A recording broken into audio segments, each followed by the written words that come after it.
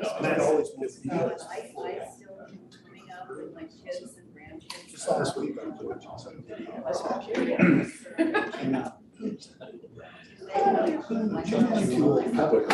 gotta get through this. Pull up.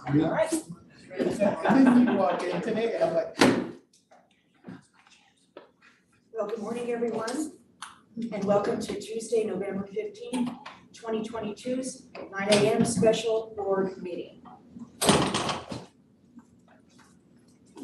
And let's see, Melissa, would you please call the roll? Okay.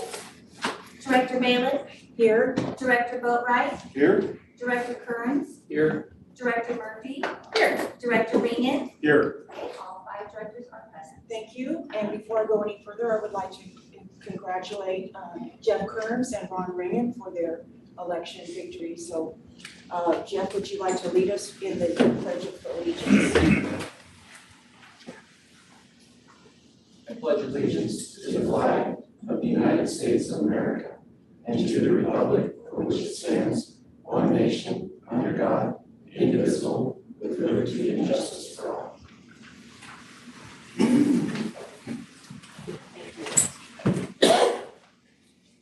Okay, at this time, I'll open the meeting with the public comments, and we would like to welcome the members of the board of the public who have taken the time to attend this meeting and provide comments on matters related to district business. Any member of the public may wish to address the board relating to any matters within the board's jurisdiction. This need not be related to any item on the agenda. However, the board cannot act on an item unless it is noticed on the agenda. Persons speaking during the public comment will be limited to 5 minutes, or depending on the number of persons wishing to speak, it may be reduced to allow all members of the public the opportunity to address the board.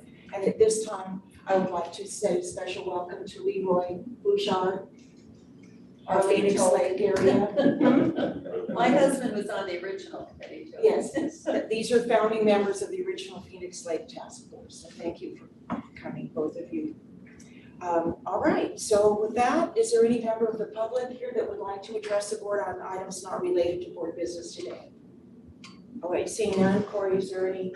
Not at the moment, that's. Okay, great. Well, that'll conclude our public comments, and Melissa, will you please read the regular business item? Okay, item number 1, review of 2012 Phoenix Lake Preservation and Restoration Plan, including projects that have been completed, and a discussion of the cost and benefits of potential future projects. Good morning, everybody. President Baylor, members of the board, key stakeholders, thank you for being here. Don Perkins, the general manager, and staff, we're prepared today to have a full-throated discussion on moving forward with future projects for the Phoenix Lake restoration plan. At the conclusion of the last watershed committee meeting, we received some direction to bring back to the board what staff's recommendations are as far as projects to be considered in the lake, and we've done that. Prepared to talk about that. We have a presentation, a modified presentation of the presentation that we took to the watershed committee. If the board so chooses to see some portions of that or all of that. We've also have brought tables 2.2 as recommended to talk about what's left on table 2.2.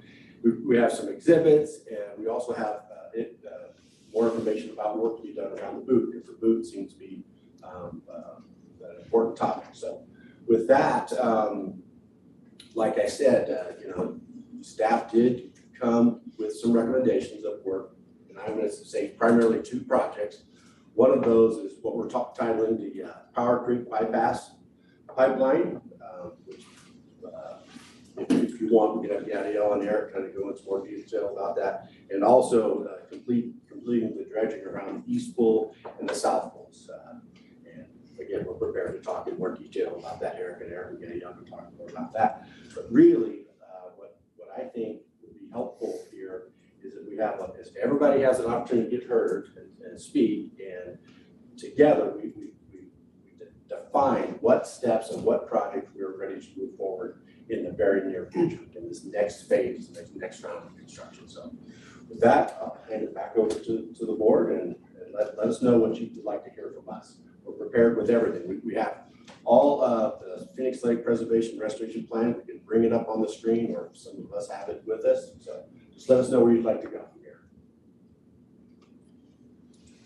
Would the committee like to comment on what you guys concluded at the meeting? Well, I think Don just pretty much covered it in detail. The one thing that I would like to see occur ASAP, and that would be that Power Creek bypass pipe, because that would be the key, being able to do the whole rest of the project, because that way then Sonora water treatment plant will get the water that they need to keep everybody in water and allow the work to move forward on Phoenix Lake. So that's just my 2 cents worth. Would you like to see a little bit more detail what that project would entail? I think the whole board and the rest of the people should see what that's all about. So while Eric bringing something up on the whim here, for your background information, from my knowledge, there already is a bypass, what we call a Power Creek bypass, but it isn't constructed sufficiently enough to supply the amount of water we need that serves 10,000 people downstream of Phoenix Lake. So it needs to be improved, quite a bit of improvement to serve more demand. I have a question, maybe we can open it up to expected outcomes that some of the other board may have on this, and because this report is really time worthy. I mean, it's a really great report, and I appreciate it being on the website because the list of conceptual directions are there, and it all points back to preservation and restoration.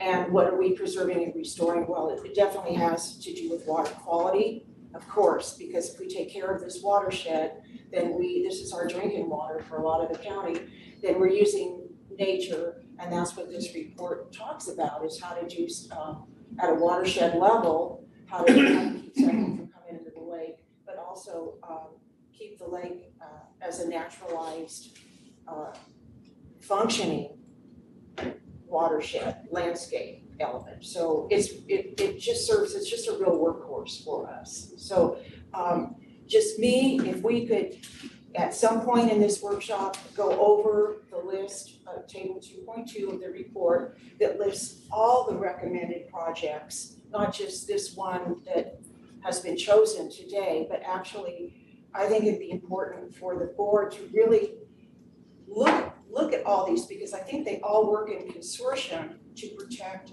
the water quality. So it's Powerhouse, Chicken Creek, and Sullivan, and they're getting more and more scoured, and yet they bring water into this area. So to me, I would like to see what work needs to be done based on this, even though we're gonna launch immediately right into a project. That's what I would like to do. Do you have any takeaway outcomes for this meeting? Well, Don, you mentioned it in the watershed committee meeting. Water treatment 101 is protect your source, and that's more important than anything. It has to come first, and that's what we're talking about here. So I agree with the director rating on the Power Creek bypass. I think that's a huge thing. And you've all said everything else before. So If I wasn't clear in the beginning, it is expected among staff to hear from the board and from stakeholders what other projects, aside from the two that we're going to talk about, what other projects does the board and the community want us to endeavor? So I'll be really clear on this, I'm not being exclusive to just our two projects. Director Murphy, and then you're okay. Oh, go ahead. I'd like to hear more about the boot. And at the watershed meeting, we had community members that came forward saying that they would be willing to work with, I think, donating that land if we were able to establish a wetlands there and able to establish the silt control at that end of Phoenix Lake. And that sounded like a really positive possibilities. So I'd like to hear a little bit more about that. And also we're talking about deepening portions of the lake to get better flow. Is that what you already have in there, the better flow with the dredging? And that's the second project that staff was recommending. Okay. Involved deepening the lake and doing some of the areas like the East Pool that we did not get to on the first round. Yeah, okay. So I'd like to add Yeah. to that. Yeah, we anticipated having quite a bit of discussion about the boots. We brought all kinds of information that I think is pertinent to talk about. Great. That's in the plan. Excellent. David, Yeah, Madam President, as I'm looking at our business item agendas, kind of jumped ahead to projects. Is there a PowerPoint on the list of projects that have been completed to date? And as far as it refers to the Phoenix Lake Preservation?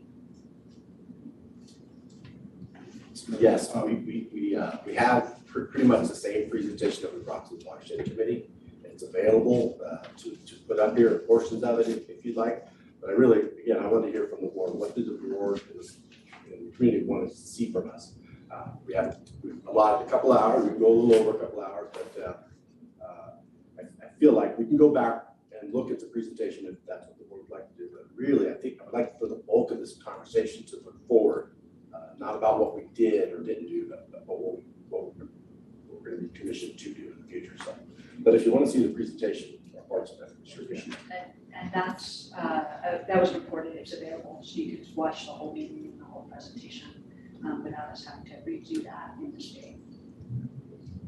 would it be helpful to pass out those tables now, so David, you can see the whole list of recommended, and I have no idea what's been done or not on that.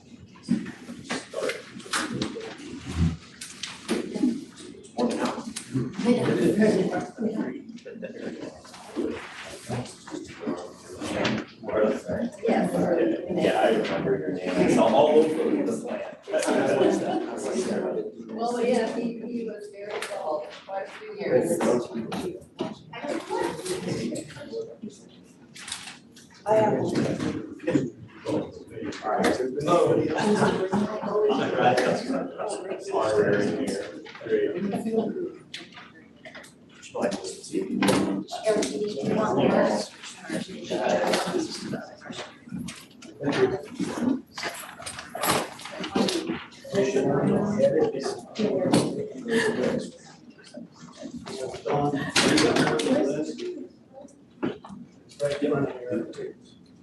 Yeah, any of the things that the audience is looking at. Sure. It's gone, set right. Oh, I just did that. Good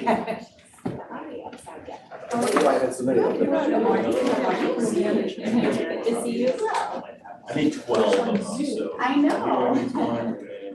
You know, I've also got it on the screen, so I don't. I'll show it.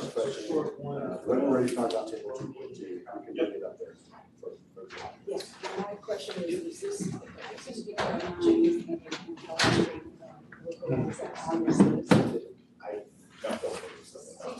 All kinds of good. I know.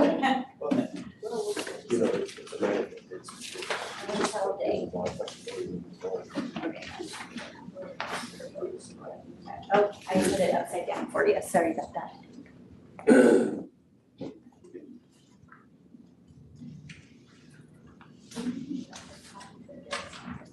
I don't need it, so I'll put it on the screen.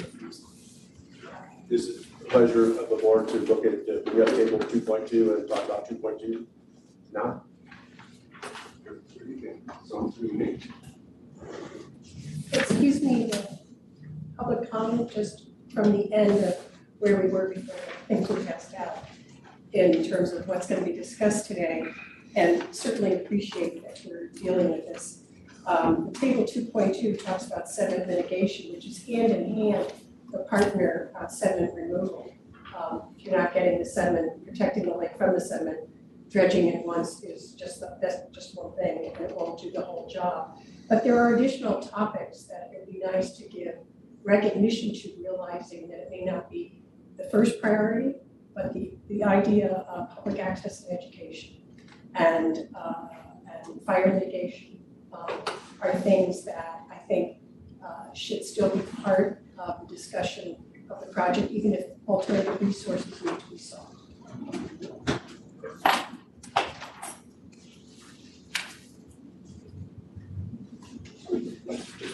What's the pleasure of the board? You want table 2.2? Sure. Bring up table 2.2. Yeah, let's maybe just a quick. Okay. And this is from chapter 2. And can I ask the board, how many are familiar with the Phoenix Lake restoration chapters online? Okay.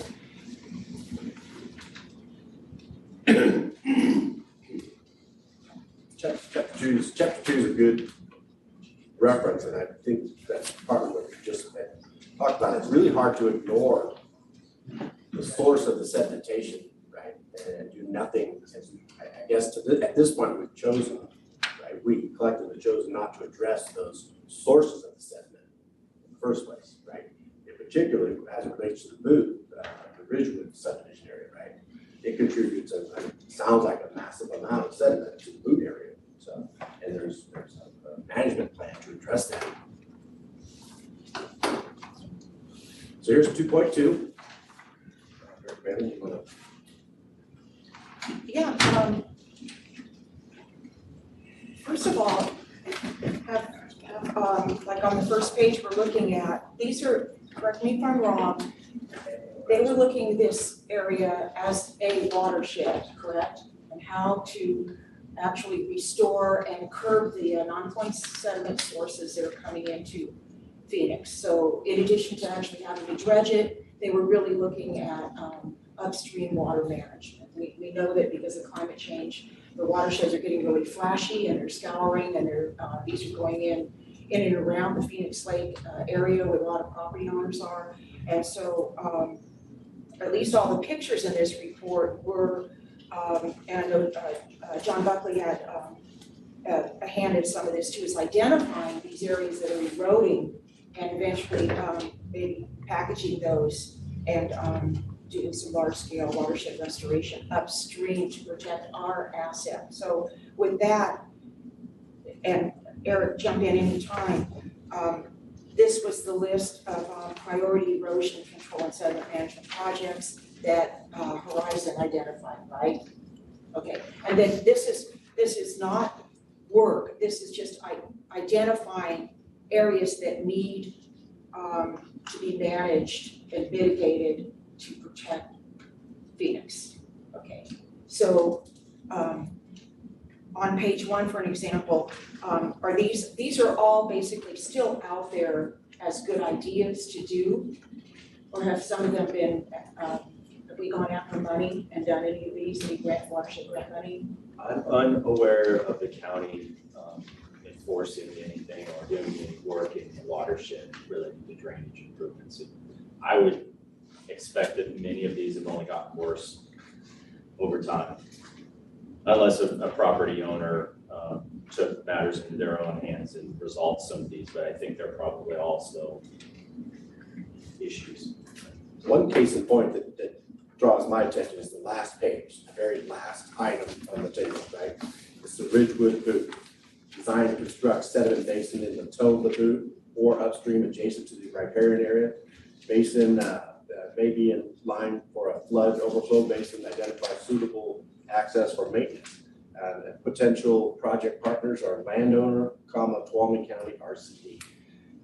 Again, there's a lot of attention being talked about the boot. So, again, we're here ready to talk about the boot, but that's what I was saying in the beginning. It's hard to ignore chapter 2, which talks about all the sources of the sediment that's causing degradation of the lake, right? And so I agree with you and Director Balin that, some of these are, I don't know if it's feasible to do every one of these projects. It's not, and nor do I really believe it's TUD's, and it's TUD's problem because the sediment's in our lake, but this really comes from the county, right? The county's development, the lack of sediment control, that's really where the source of the sediment's coming from. So, and that's exactly my point is, we we have the power to raise rates to deal with this, okay? And I don't think that's right. I think we need to partner with and it's not just me, I'm just one of 5 here, but this, it takes all of this community to recognize what a gem of a watershed we have, and if it means all of us partnering to, I mean, they're still putting in septics around this system, but we have to use more chemicals to treat the water, we have taste and odor issues, and it does affect the wildlife and the habitat of Phoenix as it's losing its capacity. I don't think just raising rates and treating the water or developing workarounds is the total solution. So I'm just glad we're bringing this to light. Is yes, it's not TUD to lead the charge perhaps, but we have to say that it hits us in the pocketbook if we don't step up to watershed stewardship responsibilities. I don't think it's fair to the ratepayer. David and Sally. Madam President, before we jump to, monetary increases, has TUD under our water rules and regulations, do we have the ability to implement a new ordinance designed to control future development and sediments that are going into the lake that a new property owner or new development would have to adhere to, so that we don't have a continuing increase in the sediment for a basin? And then look at some way to address our current situation with the community that exists already today, and how to improve that. Certainly as we go into wildland fire control, as those projects are done, if it's not done correctly, you will definitely increase the erosion and sediments that are then being released into, every hill wants to become a flatland, and every valley wants to be filled up. So as we try and preserve this lake, maybe that's where we need to make sure that our water rules and regulations are enforceable to any new development. Sally was next. I know, but I have an answer for him if you want. Okay, well, let's hang on, we'll hold that thought, okay, because those are bigger issues with the county, with the water element. Sally? I just, coming back, well, first of all, I don't know the rules for this kind of meeting. So am I supposed to wait until you ask for public input on an issue, or can I raise my hand when I have a question? Typically, the board sort of has their discussion, and then we open it up to public comment, but I think in the workshop, we can be a little more flexible because we haven't had one of these, and so a lot of us have we're probably gonna be noodling around a little bit, because there's just a lot of history in terms of land use planning and water allocation, et cetera, and so, but I value your comments. I think we all value your comments, so please speak, and then Ron will speak. Well, just two things. First, in response to what Director Boatwright was saying, just a lot of the property that I'm aware of in the basin are independent landowners, and they're just a simple example. 2 of them, in frustration over inadequate water drainage off their property, decided to use a ditch witch to outline segments of pasture because they thought that would get the water off their pastures. But of course, it all just created more erosive input to the lower area. But that isn't their priority, to get that. But it's just, I don't know how you get in the middle of telling somebody that doesn't work. They're already pretty upset and fed up with their horses standing in water, so they're gonna do that. And the erosion was pretty obvious even with less rain last winter. The second piece is just when we talk about this last page, I was curious, Eric, was some of the work that was done, didn't it cover some of this, like the Sullivan Creek sedimentation basin? And I thought there were things down at that end that you got down, there were big parts, big pieces, yes? Yeah, that's correct. This table had identified each watershed, and it reads as if there'd be a sedimentation basin for each individual watershed, which we ended up creating one sediment basin that captured Chicken Creek, Powder Creek, and Sullivan Creek. So when you look at at least the top, the last page, the top two columns there was Sullivan Creek, Lower Main Stem, and the Chicken Creek. We did design it. That's complete. And as a matter of fact, Gadiel just finished doing his annual monitoring on that sedimentation basin. Each year, we're supposed to go out and measure how much sediment, quantify how much sediment has been deposited. And Gadiel, maybe you can really quick just share with the group. It's functioning is the takeaway, but how many yards did you calculate? Yeah, it looks like about 300 to 350 cubic yards are coming in each year. That was over the past 2 years. It's been a drought, so. Right, You know, so but- that's, The basins, at that rate, that basin can last a long time before we need to dredge it again. Oh. The sedimentation basin. And just to point out one more thing, I noticed that on the second to last page, project ID CC-SR-1 was also at least partially completed during our project. So which one is that? it's the third from the bottom on the second to last page, CC-SR-1, stream restoration at Chicken Creek.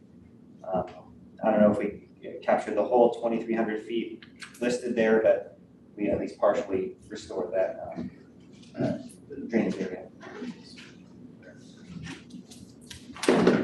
So that's 3 projects on this list that have been done. They were big. Go ahead, Ron. Okay, well, for Director Boatright's question, I'm not a lawyer, so this is just what I believe I learned. Our water rules and regulations don't have any control over what these sort of projects.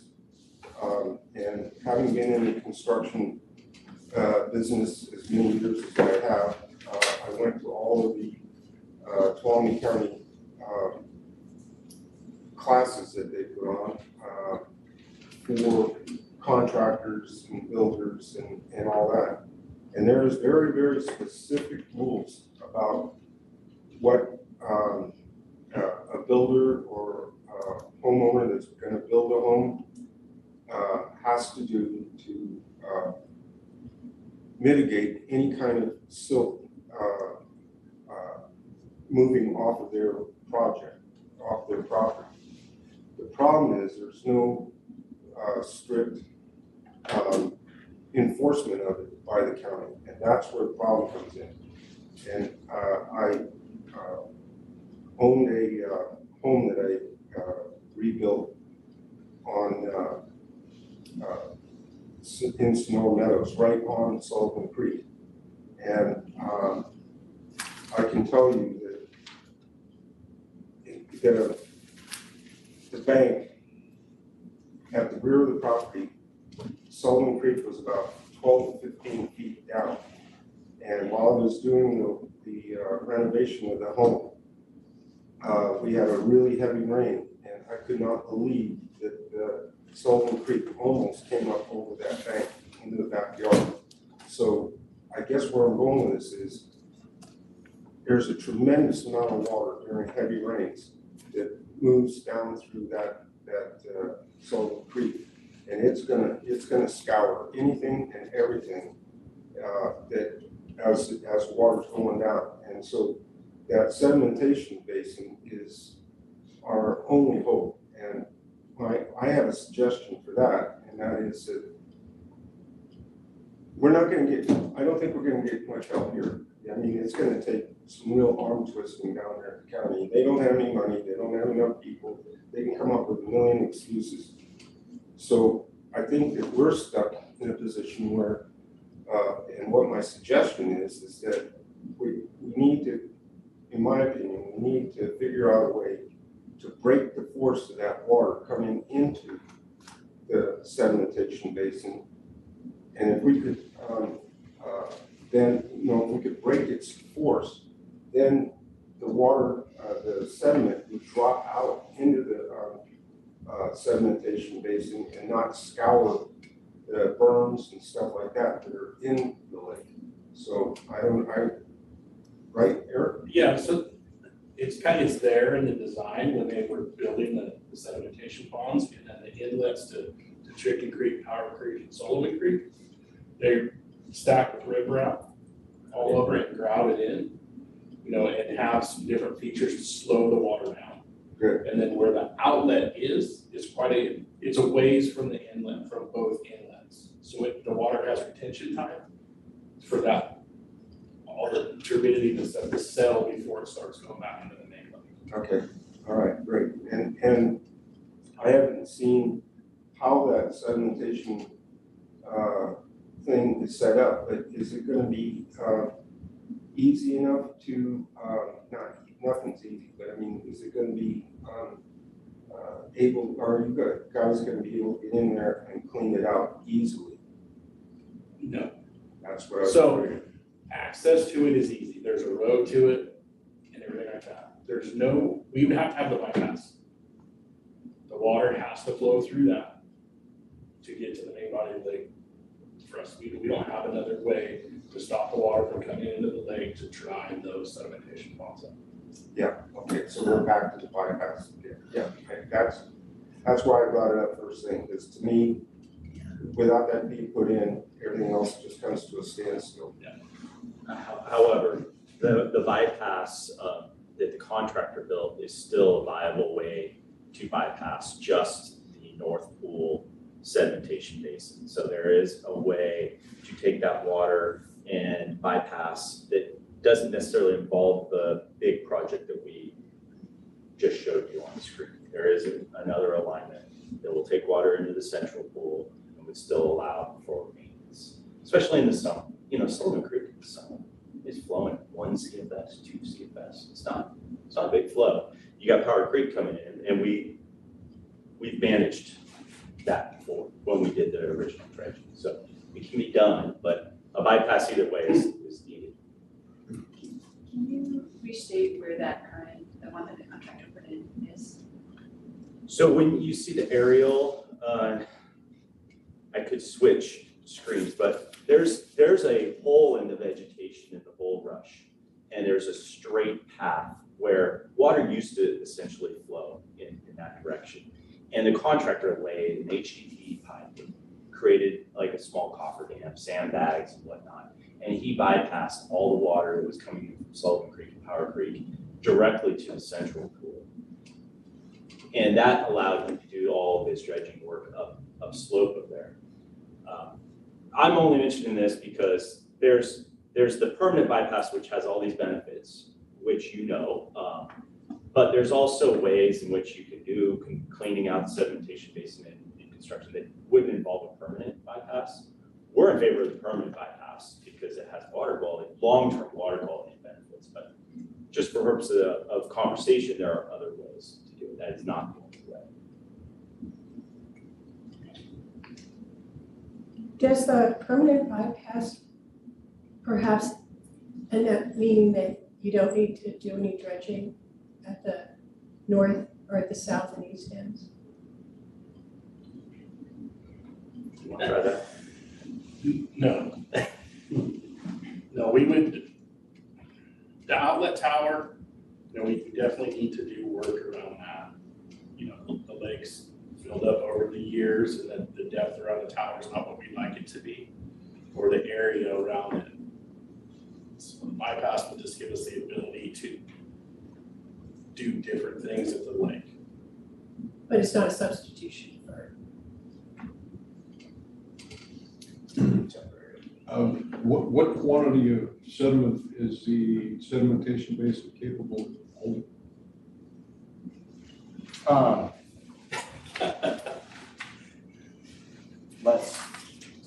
I'd have to get back to you on that number. A lot more than 300 cubic yards, I'll tell you that. I'd have to get back to you on that number, sorry. How many, just roughly, how many years in 400 cubic feet?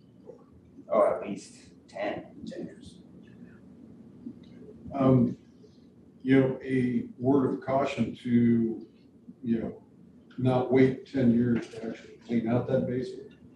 Because if you're working in today's dollars, that's what you're paying. If you save this year's sediment for 10 years, you've definitely got an increase in cost associated with handling this year's sediment. Not only that, it's gonna have to be trucked, it won't go to, the land right next door to the lake. That will be expensive. Well, this is what I'm hearing, okay, just do a little check in here, is that the intent of the original task force was to look at how to arrest the sediment and preserve all the qualities of the lake and provide for capacity enhancements and clean water, okay? So we have watershed stewardship responsibilities, but we also, as Eric was pointing out, we have water purveyor responsibilities. So we have a lot of recommended projects straight out of the Horizon report, which recommends for the long term to protect, so we don't have to truck this stuff, to protect it through just water quality and with projects that they're recommending, stabilization, stream stabilization. I worked on enough meadow restoration to know that they do work, and water comes out the other end cleaner, and you've kept your water table up. So these working with nature like they recommend does work, but this is more encumbered, it's slower because it involves cooperation of everybody upstream. Meanwhile, we've got to figure out how to keep getting clean water through that system to the rest of the folks. So I just see two responsibilities here. But I do believe, and maybe I'm the only one here that believes this, that we have both. We have water, we have purveyor responsibilities, but we also have stewardship responsibilities, because again, it's not fair to externalize all that, those costs, the environmental costs, onto everybody else over time. So even though this one that you want to show us is not on here, was not recommended, from a water purveyor standpoint, we need, it's something that we need to do while we're waiting for everybody to get together and do the long run, which is the little dam things, break them, all that, because it is eroding into those people's backyards. You can see it. It's pretty serious. But anyway, so that's my thing. Lisa. Were you gonna say something? Go. Okay. Was there something, I'm just trying to remember in the watershed meeting, there was something about a parcel of land that is possible to put the dredging materials on, that you guys were bringing up as a possibility for purchasing for future use on that. Is that accurate? There is a vacant parcel that is informally for sale, but it is a place that we took the dredging spoils before, and it is right adjacent to the ramp that goes down into the lake, which is adjacent to the sediment forebay. And what Director Ring was saying is if we don't identify and secure a place for the recurring maintenance, the deposition of the dredging we would do on an interval, then it's going to be expensive. So yeah, I think that's a strategic location that, depending on where the board wants to go, we could discuss at some point, because right now we don't know where we're going to take the 400 yards, and if we did it every 5 years and it was 2,000 yards, it's not a huge number. But when you start computing trucking and where is it going to go, and Winesball Mountain Road isn't exactly a trucking friendly road, it does get expensive. And like in the original work that you guys did, was there a call out to all of the local landowners to see if people would accept dredging materials, or has that not been addressed? In initiation of the project, that was one of the first tasks, was figuring out where to put all of the dredging spoils. We did outreach with the tribes, with the county, with Caltrans, with various developers and private property owners. I have a pretty good phone log of all the contacts that were made. But in the end, the apple orchard was by far and away the most economical place, and we had a willing participant in the owner there. So we abandoned our efforts, but yeah, that is something that we could resurrect. Caltrans occasionally does want fill material to kind of buttress. You saw some of the failures of the bypass. You can see some of the failures where their slopes, they buttressed those, and so they were looking for material. The problem was nobody was really, other than Apple Orchard, was willing to take 200,000 cubic yards. Oh, we'll take 30. Yeah. And then the environmental permitting aspects get complicated because they want to do sediment background sampling at every recipient site to make sure that the metals and the constituents in that recipient at that site, the background level is, we're not making it worse. So you got to sample there and sample the sediments in the lake, and then you have to evaluate impacts that way. And we had to do that in an apple orchard for a number of, arsenic was one of those. We had to make sure that the regional board would issue a permit for that. Got it. And so if you were doing it at multiple sites, you have to do that at each of those sites. And so having one site is ideal. Would help to explain sort of. That's true too. So you talk about erosion and sediment management at each site where we're placing all of the material, we have to stabilize that. And so we have to get a permit from the state, and we have to hire an outside firm to monitor every rain event to make sure the BMPs, the best management practices that they've utilized and all the measures they've installed are indeed not resulting in sediment transport off-site. Gadiel worked with our Condor, a local consultant, to do that. And then you have to get closure on that permit. And the closure, in essence, is a 70% rule. You need to make sure that grass and other measures germinate and take to 70%. It's very kind of subjective. You take a picture and you kind of compare it. But it took us a long time to get grass to grow out in apple orchard because the pH of the soil was really low. So the sediments we took out of the lake had a low pH. Anyway, we just got closure on that earlier this year, I believe, yeah. So those are another thing why it would be nice to just have one site rather than have it all spread out. And the closure meant that the chemistry worked and that you had enough ground cover that things had root mass that was keeping you in place, basically.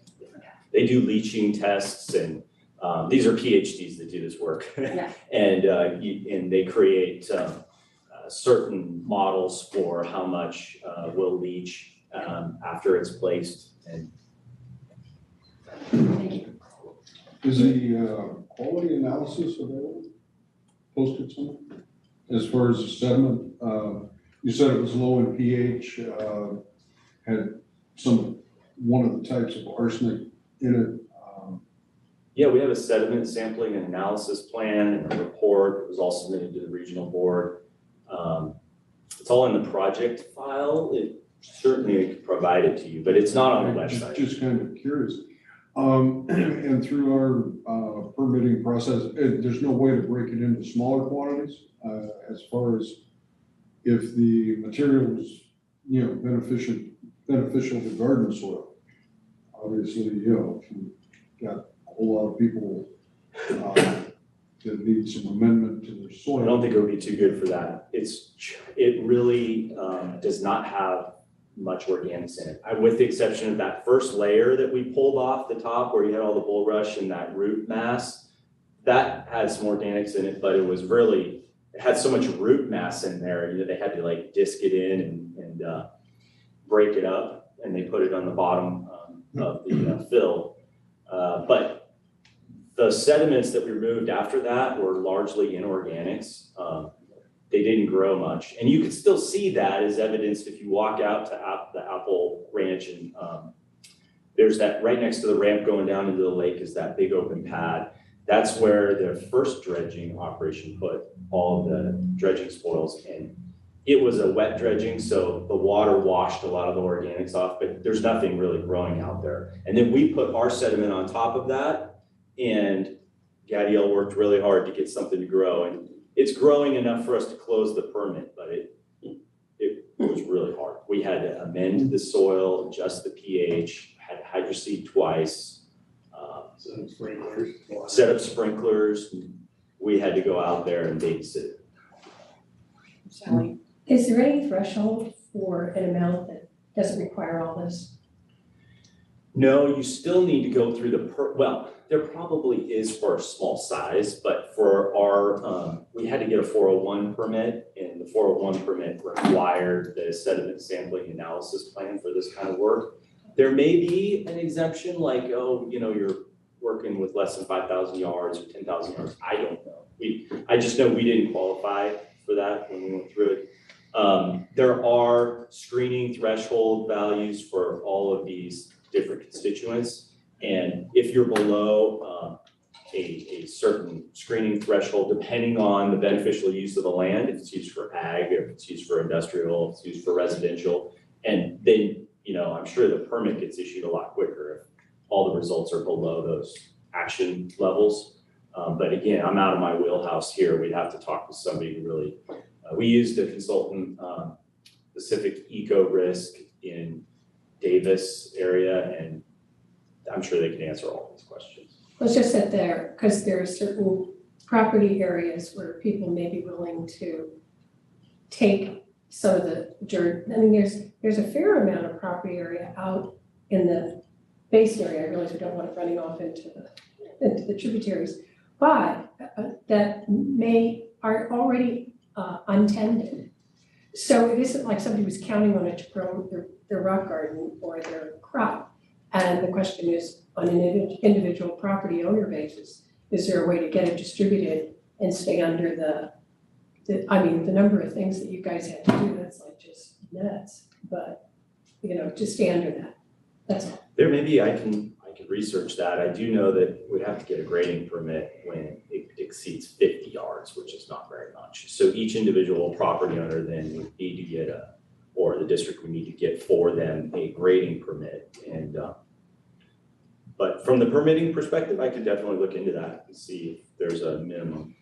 Is it because it's coming from a large project, and that project carries even to individual regardless if you're putting a yard or two? I think so.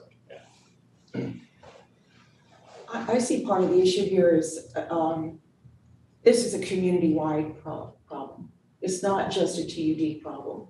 The health of the whole Sullivan Creek watershed, which it is an incredible watershed. And we've got Powerhouse Creek coming in, we've got Chicken Creek coming in.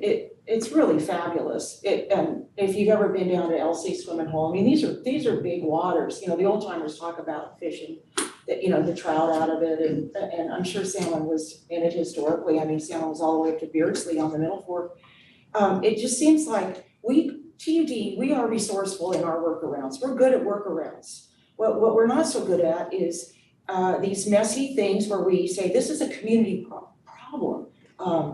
We've got, if we had a fire breakout up around this and all that stuff came down, we'd have a huge problem. So, you know, we can always treat the water, we can do that, but my concern is water quality and inviting the community, and TUD, bless our hearts, gave the community during the general plan update a bunch of things that would help us that didn't make it into the general plan at all, that would have made life easier. So to protect us and not have all those costs externalized onto us. So at any rate, I just see this is twofold. There's a lot here that TUD, we can say this isn't our problem, but it is our problem.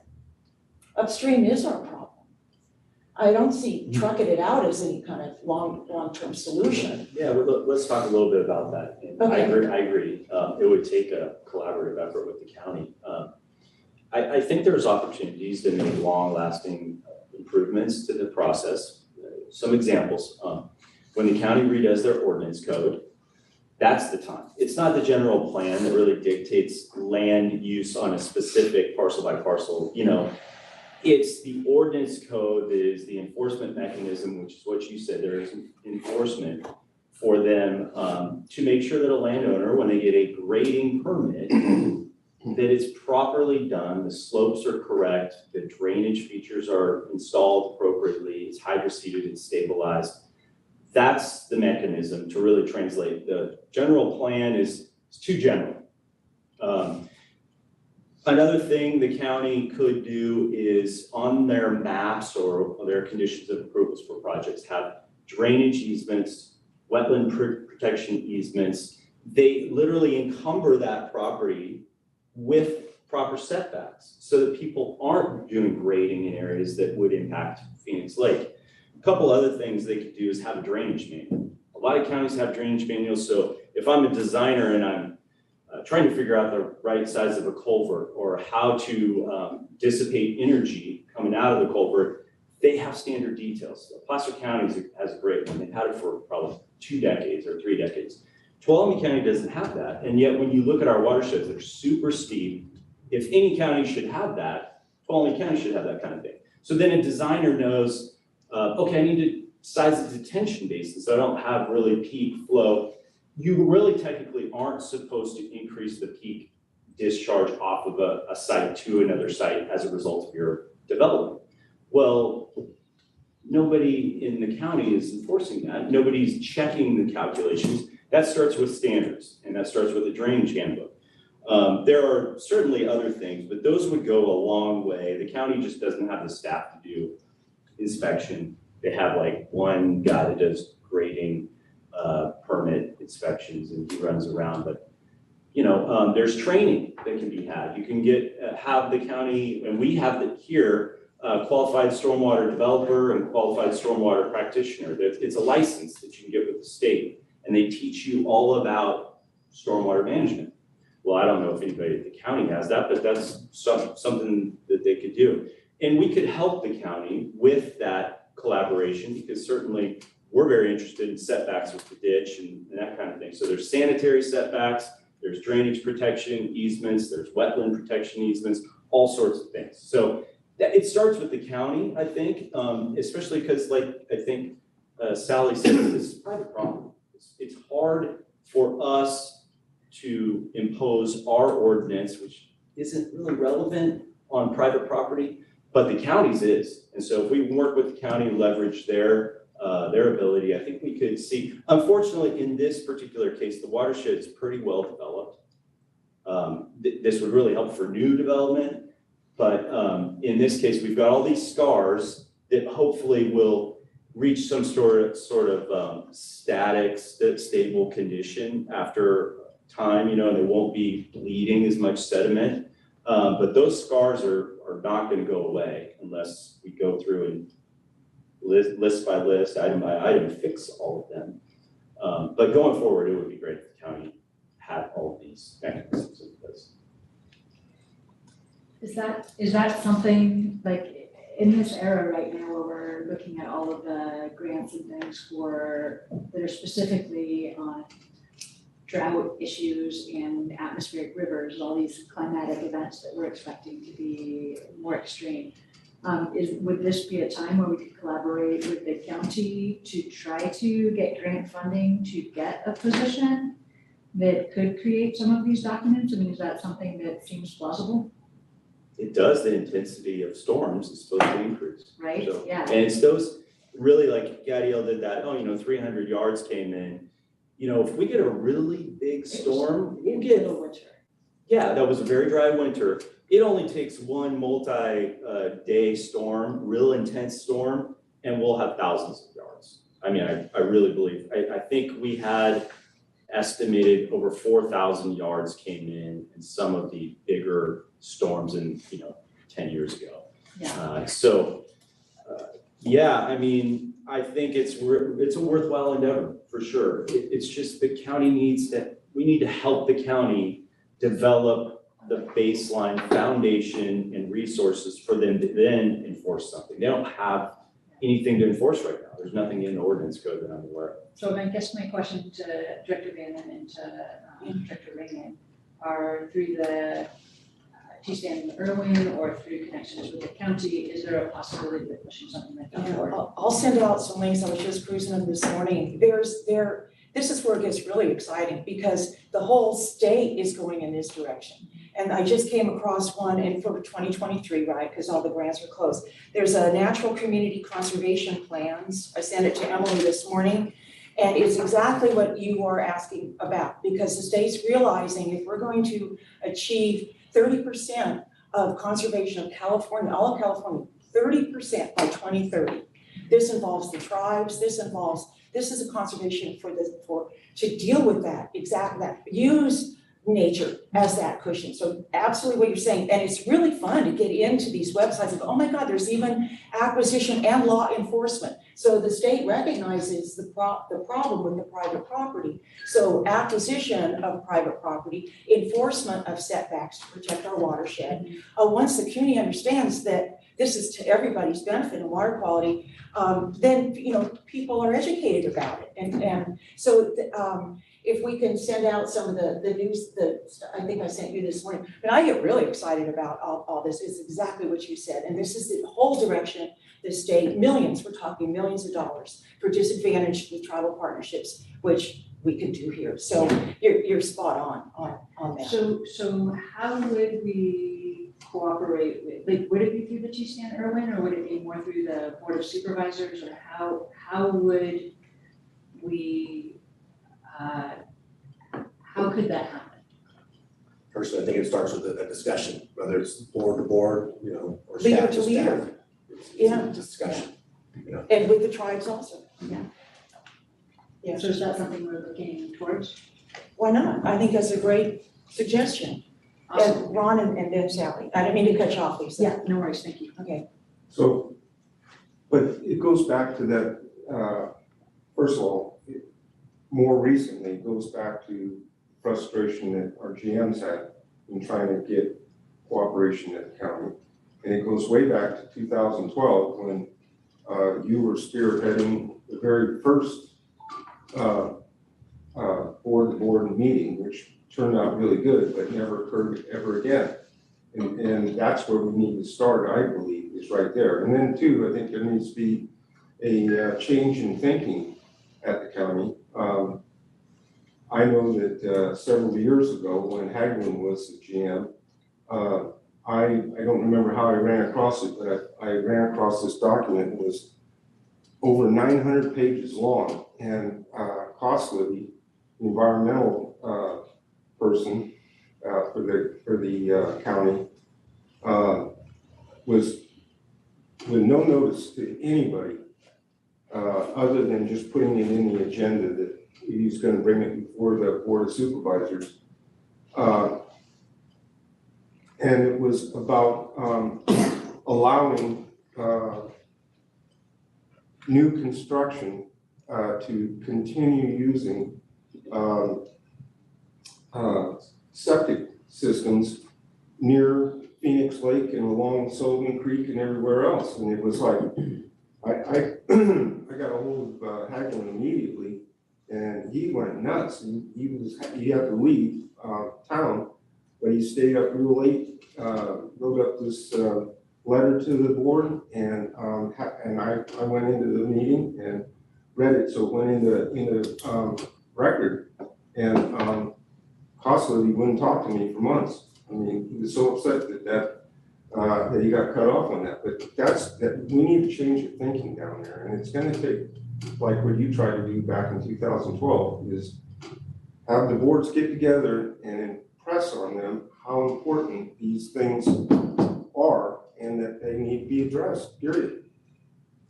Well, now I guess they have a water, Tuolumne County Water Agency Manager now. So John Mills. Mm-hmm. So maybe we can have a board to board, elected to elected, because I never want to judge the present by, the fact we didn't get too far in the past, because it just takes a while for actually the money and what I call the carrots, right? Because it's all carrots and sticks. All the carrots are over here. There's a lot that TUD can do if we had a project manager, like let's say we hire Horizon that did this, okay? They're familiar with all this stuff. We want to, manage a big grant to take care of this list of stuff that's sort of out of our bailiwick. We're going to be doing this bypass, but we've got environmental qualities that have been identified, and so that we can continue maybe doing both. The thing is if we can go direct with the grant, and maybe the county it's a little bit less encumbered than going through the IRWM, which is also really good. Redundancy is really good, but the mechanism of having a fiscal agent that is the county maybe, or that kind of manager, might get to this quicker. But the money is just definitely there, and it's all LA money, right? Because 50% of the state that votes for this money lives in 4 counties down south. So we just don't take advantage of it, I don't think, because we're disadvantaged community, we don't have grant writers, we don't have, it's just kind of penalizing even tribes that don't have a lot to say, well, do you have a shovel-ready project? Well, no, they don't, and so there's not a lot of social equity in here, but I think that's a good suggestion, is to try to do what we need to do, what we have control over, right, which is this workaround. But it has to be done, I think, in tandem, maybe with the county. And I don't want to give up on the county, because they need money too, they need to use, okay, Sally, sorry.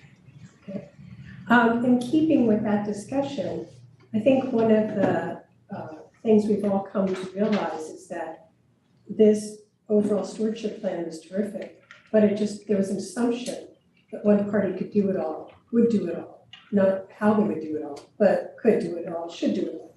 And as a result, we've ended up with a lot of things that, as time has gone on, perhaps need to be viewed with a slightly different lens of who's the appropriate resource. You're mentioning resources that are currently available that nobody heard of 12 years ago. And figuring out what things belong with additional resources should be one of the things that is done today when you summarize this meeting, is mentioning these new additional resources, or the fact that the weight of the responsibility should be at the county, not at TUD, so that the burden of taking care of things that are not clearly typically in the wheelhouse, even though, yes, you care about it being done, but that others may be the more primary responsible party, and they just weren't the people who hired Horizon. So instead of, saying TUD, you could have said the county, but, finding out who at the county, if there are new people at the county to access, that they get listed. That would be the value partly of Horizon re-looking at this and saying, this is how this should go forward at this point, because 12 years later it's looking different, and the new resources would be an extraordinary asset.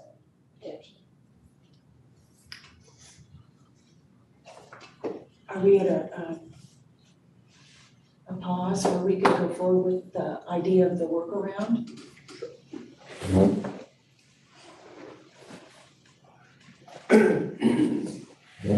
Brief as possible, but just. These dated slides, Eric, do you explain this one here? You know the landscape better than I do. Yeah, so the idea behind this would be install a pipe that's similar, I guess it would be at the similar spot to where the bypass starts now. It would be enlarged. We don't think we have the size yet determined. But, so we would probably follow the existing path of the ditch that's there now and piping, and bring that pipe all the way in to the elevated pipe above the lake. So what this would do, give us the ability to feed Sonora, Phoenix Lake, Algerine, Shotspot, Table Mountain, Montezuma, and peak summer months, which is anywhere from 14 to 17 CFS during the peak time. If we were able to do that, then it would open up a lot of different options for working on the lake, whether it's dry dredging, wet dredging. Water quality is the biggest thing here in the summertime with this bypass, being the time it could take to get to the final, what we end up deciding to do here. With that said, there would still be water going into Phoenix Lake. The lake would be full because we need it for emergencies in case something above happened. Will there still be water in Powerhouse Creek? Yes, Okay, yes, that is, Fish and Wildlife has really tagged that, and Audubon has really tagged that. yes. No, we will not dry that up. And we would want, as much as we want the most water going on the bypass for water quality issues for Sonora Jamestown drinking water, we still want to keep the lake as fresh as possible. in case we have to use it in an emergency. And to keep, to keep the level up and keep the temperatures down. So that green ribbon under the red line, is that Sullivan or what? That's Power Creek, Is that, okay, that's Yeah. Power Creek, yes. okay. Do you have an estimate on that of how much CFS you'd be hoping to keep in the creek? It depends on the flows. It would be, what am I doing? It'll probably be about 10 CFS plus going into the lake. Cool, thank you. So can you show us where that current bypass is that Eric was saying? It's right there, The red line. It's the same line? yeah. Well, it starts, where does it start? It should start on, Around here, Eric? I'm sorry. So- Right of the pond there? so that's where the pipeline starts. Okay. Is right through there. There's open ditch up. This is All all, along. That's open ditch all the way. It's about where that red line's about where it starts. Indigenous Summer Lane. Exactly, I was just gonna say, that's the creek or ditch that when you drive into the ditch, you're right alongside, Yes, correct? correct. Yeah. So would this be supplying water all the time through that bypass, or is this bypass when needed? It would be when needed. I can use And if it's typically needed in the summertime, it's when, it's really the current, I'm just not the engineer here, obviously, but the current and the flow in the lake in the summertime is really, really important to dissipate the heat and to the water. And I'm worried that the lack of that water coming into that the quality of the lake will actually deteriorate. Somebody have to Right, like, explain that. we would still have water going into the lake. It would definitely be less than what we normally run. If the bypass was running at full capacity, I don't see us running it at full capacity all the time. We would get probably more like a 75% mix ratio with what's coming out of the lake to help with water quality for Snow and Jamestown. we do already do that. Yeah, We already blend. So we do bypass, we just can't bypass the full amount. Yeah. And this pipeline would be sized so that we could, like, when we have taste and odor issues, those specific times of the year, to be able to, take 75% of the demand through this pipeline, which that water is much cleaner, would really help us out. Well, it helps you out on that issue is just what happens to this whole thing about the lake evolving to not a healthy lake. Eutropia or whatever what's that term? Yeah. Yeah, got it. Jim has a question. But a very worrisome outcome in your period of time of odor and taste has lengthened in 12 years, which means you're going to be using that bypass in the future more than you have. I don't think that's rocket science. I think it's what we're facing with hotter, longer hot periods, blah, blah, blah, less water. And my concern is the downside of what happens to the lake. I certainly understand the value to the customer. But it's almost like kicking ourselves in the pants on lake quality. Jeff and then Lisa and then. That 10 to 14 CFS you spoke about, is that what we calculate as the minimum to keep the lake healthy? Or is that somewhat higher? that's just kind of my quick math in my head, what demand would be at water treatment plant and the ditches of the Shaw Slot pipeline feeds. It comes out of Phoenix Lake. Yeah, okay. So what would be any idea what the minimum would be before we start seeing it nose off? Well, we Just just, a ballpark, but I'm not trying to hold you to anything. I, just trying the to get minimum my would be 10 CFS going into the lake. Minimum, Yeah. okay. That's, I mean, the nice thing is we can adjust flows That's as right. as we need it, if we have the water alliance. Right, so. Okay, who is next? Lisa? And On that, thinking of health of the lake, right? Would we, like lake levels, I'm not super familiar with how the level of the lake at Phoenix works. In the winter, does it hit full capacity? No. Would there be an interest in getting more winter water into the lake in order to make the summer conditions better if we were bypassing more, or does that in the formula help at all? It might help, Mhm. but because of the DSOD, Division Safety of Dams Okay, regulations, we need that for this flooding. is, you can store this much in the winter, you can store this much in the summertime. Got it. So, And so, and on that, we could be doing, as far as for operations, right?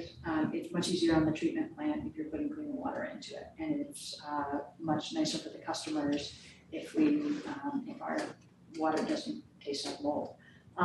Which is what I know you guys call it earthy, but it just smells moldy when it's coming out of our tap at our house. And so with that, could we make a commitment on I think people in Sonora would happily say, I'll use less water so more water can go into the lake if you give me that bypass water that doesn't taste so bad. Do we have the ability would we have the ability to put more water into Phoenix Lake? Would it help to put more water in without utilizing that as our community water, while keeping the mix more towards the Powder Creek bypass? that would be a tough balance, because the lake's driven off of demand coming out of the lake and Yeah. operation. Okay, So demand drops on the pipeline. Yeah. Then that water would end up going into Phoenix Lake. Well, Phoenix Lake gets too full and spills, which we don't want or really can't do because of the regulations. In the summertime, we'd have to decrease the flows coming into Powder Creek. okay. And that water that's coming out of PG&E's hydro plant then gets diverted where, if it's not coming into Phoenix? So it goes down, it follows Powder Creek after it comes out of the powerhouse, and then up in Indigene, kind of the beginning there, the apple orchard, there's a small check dam that's been there forever, that we put boards in. Yeah. And it has a gate Yeah. at the head of the ditch, so we just regulate the bypass now with this gate. We just Okay. open and see, and then whatever we don't use, the rest of it goes down Powder Creek, And Powder Creek ends up in Phoenix Lake. Phoenix? Okay. But so if we're trying to not put it in Phoenix Lake, where does it end up? It would go down the bypass pipe. But we always have to keep water going down Powder Creek. Okay, It's a California blue line now. Yeah. So it has to, except for the week of ditch outage. Yeah. The main canal, other than that, it always will have water going down. very good, thank you. It's, I think, Ms. Madison and Director Ray. Well, some of the questions have been answered. What's the description of the infrastructure downstream of this proposed pipeline? So it's an elevated pipe that goes over the lake, and then the rest of the pipe's down in through the dam and ties into the Shot pipeline. This piece there is welded steel that's over the lake. It's, 24 or 30-inch pipe that ties into the 36-inch ductile iron Shot pipeline. Okay, and all of the water that would go, the 10 to 14 CFS would go into pipe infrastructure downstream of the reservoir? Yeah.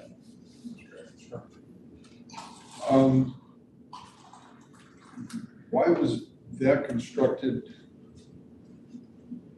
Was that an environmental issue or water delivery issue?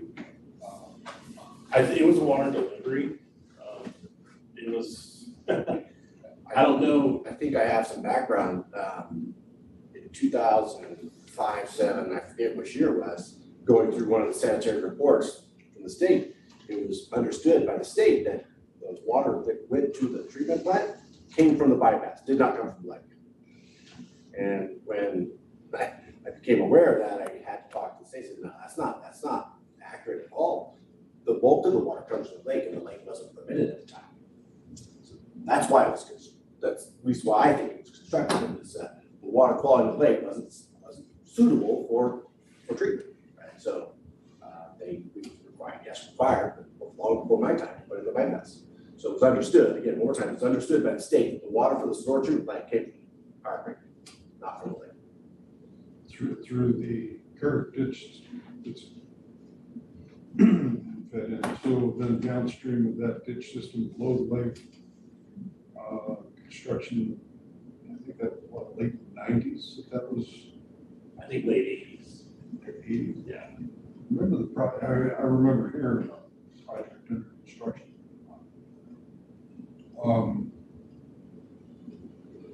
Yeah, just wondering why they didn't do this portion of it as well, if it was all, water quality issue.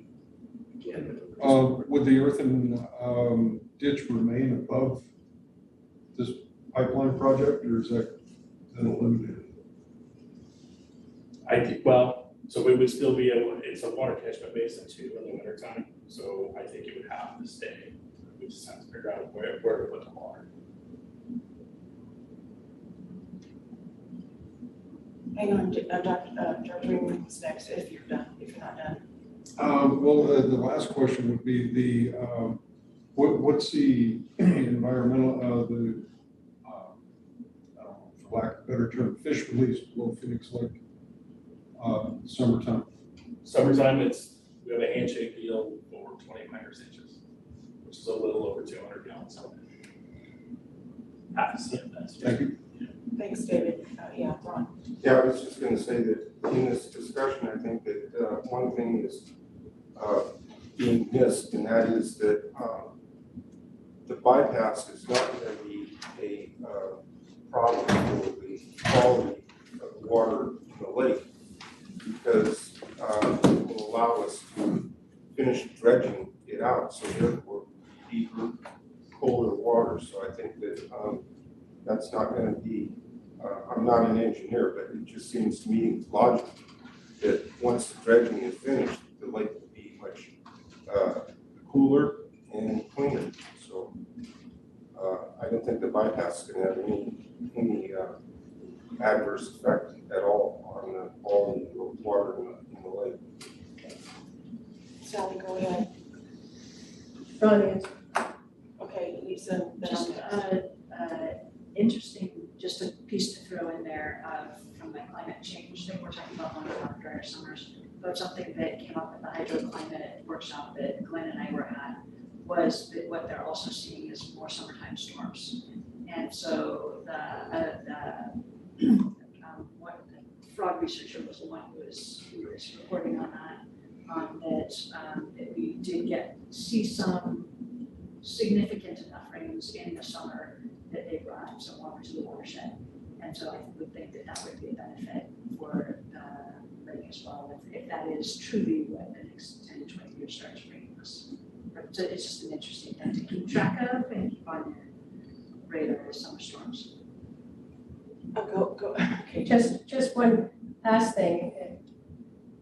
When Ron said it, really isn't going to hurt the quality of the lake, I agree. And what's interesting about the bypass pipeline is that it's dealing with the odor and taste problem, and nothing in here is going to be able to do that. I remember going through this section about the milfoil and realizing that that's fundamentally everybody's screwed, because that stuff is just going to come, and other lakes have tried to get rid of it, and the techniques to get rid of it, some of them are illegal in drinking water, and so it's a solution for a whole segment that it was important to have a solution, and there was none in 12 years. Thought this is dealing with it. I just wanted to say, or question, we look at a pipeline solution because things have just gotten lopsided, and so now we've got to look at a pipeline solution. But I can tell you, in the 35 years living next to Mormon Creek, that creek has been busy trying to adapt to climate change long before it was even a word, okay? And one of the things that happens when you take, this is a 170-year-old naturalized watershed, like it or not. We've got now species-dependent flora and fauna that have grown up along Powerhouse Creek. and Chicken Ranch Creek and of course Sullivan Creek. When you remove water, we can say it's non-sign, well, I don't think it's gonna hurt. But I can tell you, the alders really respond. The alders are really sensitive to any kind of lowering of anything. And you've got a climate differential along Powerhouse Creek. That's why everybody wants to go to Indigenous, like 10 degrees cooler over there. So I think we need to really look at the costs. It may benefit TUD piping some water, but what's the cost really to Phoenix Lake in terms of trying to refresh that lake and keep a flow or keep, it from being stagnant? What are we trying to avoid? What are the costs, the cost avoidance, okay? And then what is the true cost to this man-made naturalized watershed, which the state's actually recognizing and giving money to enhance and protect, like the Yellow Bypass, playing a huge role in the Central Valley. I'd like to know what other things can this price tag for this pipeline buy us in terms of restoration that'll help with water quality in the long run. So a pipeline is a fix, but it also is taking water away from species dependency, which has not been studied, and I can tell you there's gonna be an effect. And when you have a collapse of the alders, and I know where they fall, they just like to fall right in the creek. Many a Saturday, until I actually brought up my lake, with rock to rehydrate those alders. We're playing with ecosystems here that we assume there's no effect, but there will be. Yeah, that's why if we were able to do this, it gives us some time to figure out direction of what we end up doing with the lake. So to me, it would be used as a short-term repair. So it wouldn't, it's say 3 years. We have to use the bypass in the summertime for 2 to 3 months. And then we finally get the lake finished where everybody wants the direction that we're given. And then it's there in case there's emergencies, in case we have to do rehab on the spillway like we did, in case we have to do work on the earthen dam. So there's other pieces why we need a bypass, not just for water quality, but there's always things coming about dams and spillways where you have to rehab. And when we have to do that rehab, we have to have a lower lake. We don't have the ability to get the water down to Sonora and any other ditches like we need without the bypass, without a lot of extra work. Okay, it would be good to have that in writing. What are the benefits of this bypass so that the board can get it in our head? What are the regulatory advantages of it?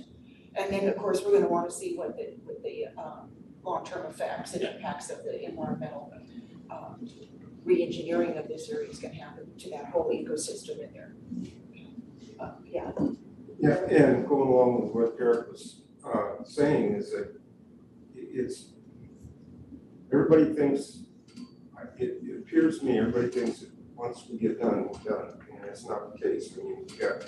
The tower's gonna need to be either rehabbed or replaced at some point in time. You need to get the water down. How do you do, the things. So there's gonna be project after project over the years that's where that bypass will come in handy. And without it, we can't do the work.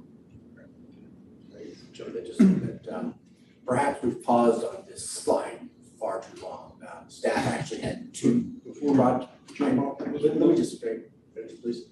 We have two projects we proposed. The second project I thought I mentioned is the complete dredging of both the east pool and the south pool. So that is going to help the quality of the lake.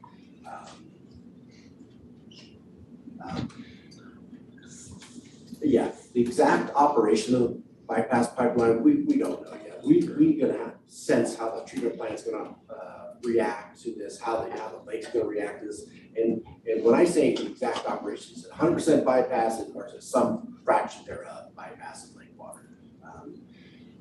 Also, Jeff reminded me that, and I said in the beginning, from my perspective, the most important and first thing we need to do is to protect our source, which is the lake, right? And it's gonna take years, if not decades, to get it back to a healthy lake. Well, I've been here for 30 years. I haven't seen a healthy lake, but I'm assuming that we can get to a point where that's a healthy lake and that we won't need the bypass nearly as much as some might go. So just, it's a long, it's gonna take decades to get where we wanna go, I suppose. But yeah, just didn't want the board to feel like the staff is only recommending this pipeline.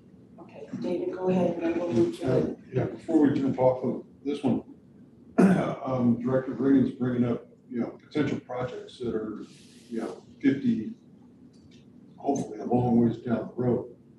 What type of material are we proposing to build this pipeline out of? I would get HDPE in my opinion. HDPE. Okay, so it'd be Yeah. a very Fusion well. long-lasting Yeah. piece of infrastructure. Yes. Coming down Power Creek without the bypass going into the lake, what is the current CFS? Because it seems like you said 10 to 14 CFS into a bypass pipeline project and 10 going into the lake, but we're not actually running 24 CFS currently down Power Creek, or is that? Yeah, we are. So it is, so it would actually be greater than a 50% reduction while bypasses in use.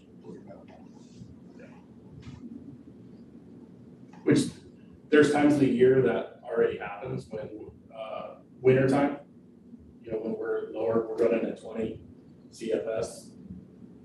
Well, not 20 coming into the lake, but with demand above it, and what's coming out, we get a rainstorm and Phoenix Lake gets very dirty. Then we'll fire up the bypass because that Power Creek water is much cleaner. And we'll run it at max at 7 CFS, so there's probably 8 to 10 CFS. Probably not even that much going down Power Creek into the lake. But we're able to treat that water much easier than we're to treat the beach water because of turbidity. okay, we ready to maybe go on to the next one to consider or take a look at?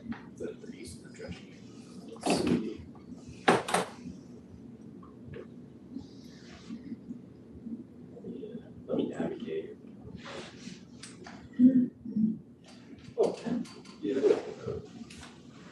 I'm afraid I don't hear everything because some of the heater's going and It's loud. blocks it out, but, so I may be asking a question that's already been asked, but when I looked at that powerhouse map, the bypass pipe, it looks to me like the lower third of that, or something like it, is already in place.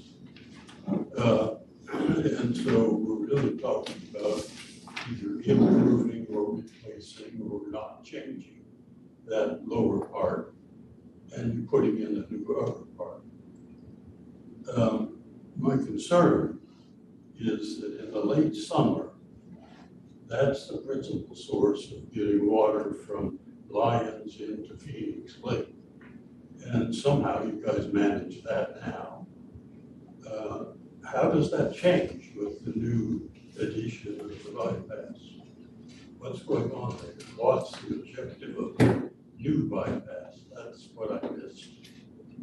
I think so you're correct. Your characterization is correct. The lower third is already there. Yeah.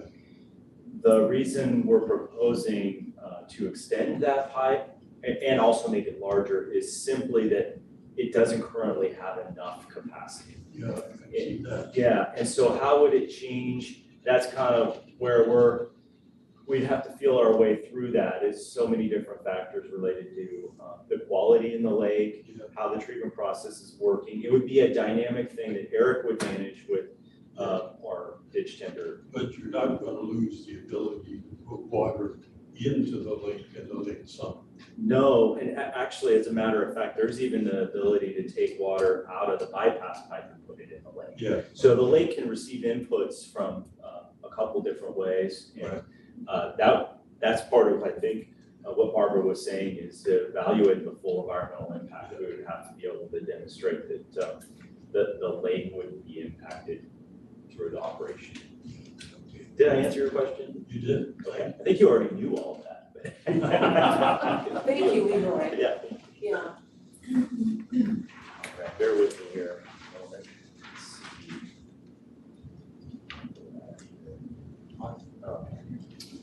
Do you want to, I'll just go to aerial picture of the east-west border dredging area? Yeah, this one maybe? This one, sure, whatever, okay. Yeah.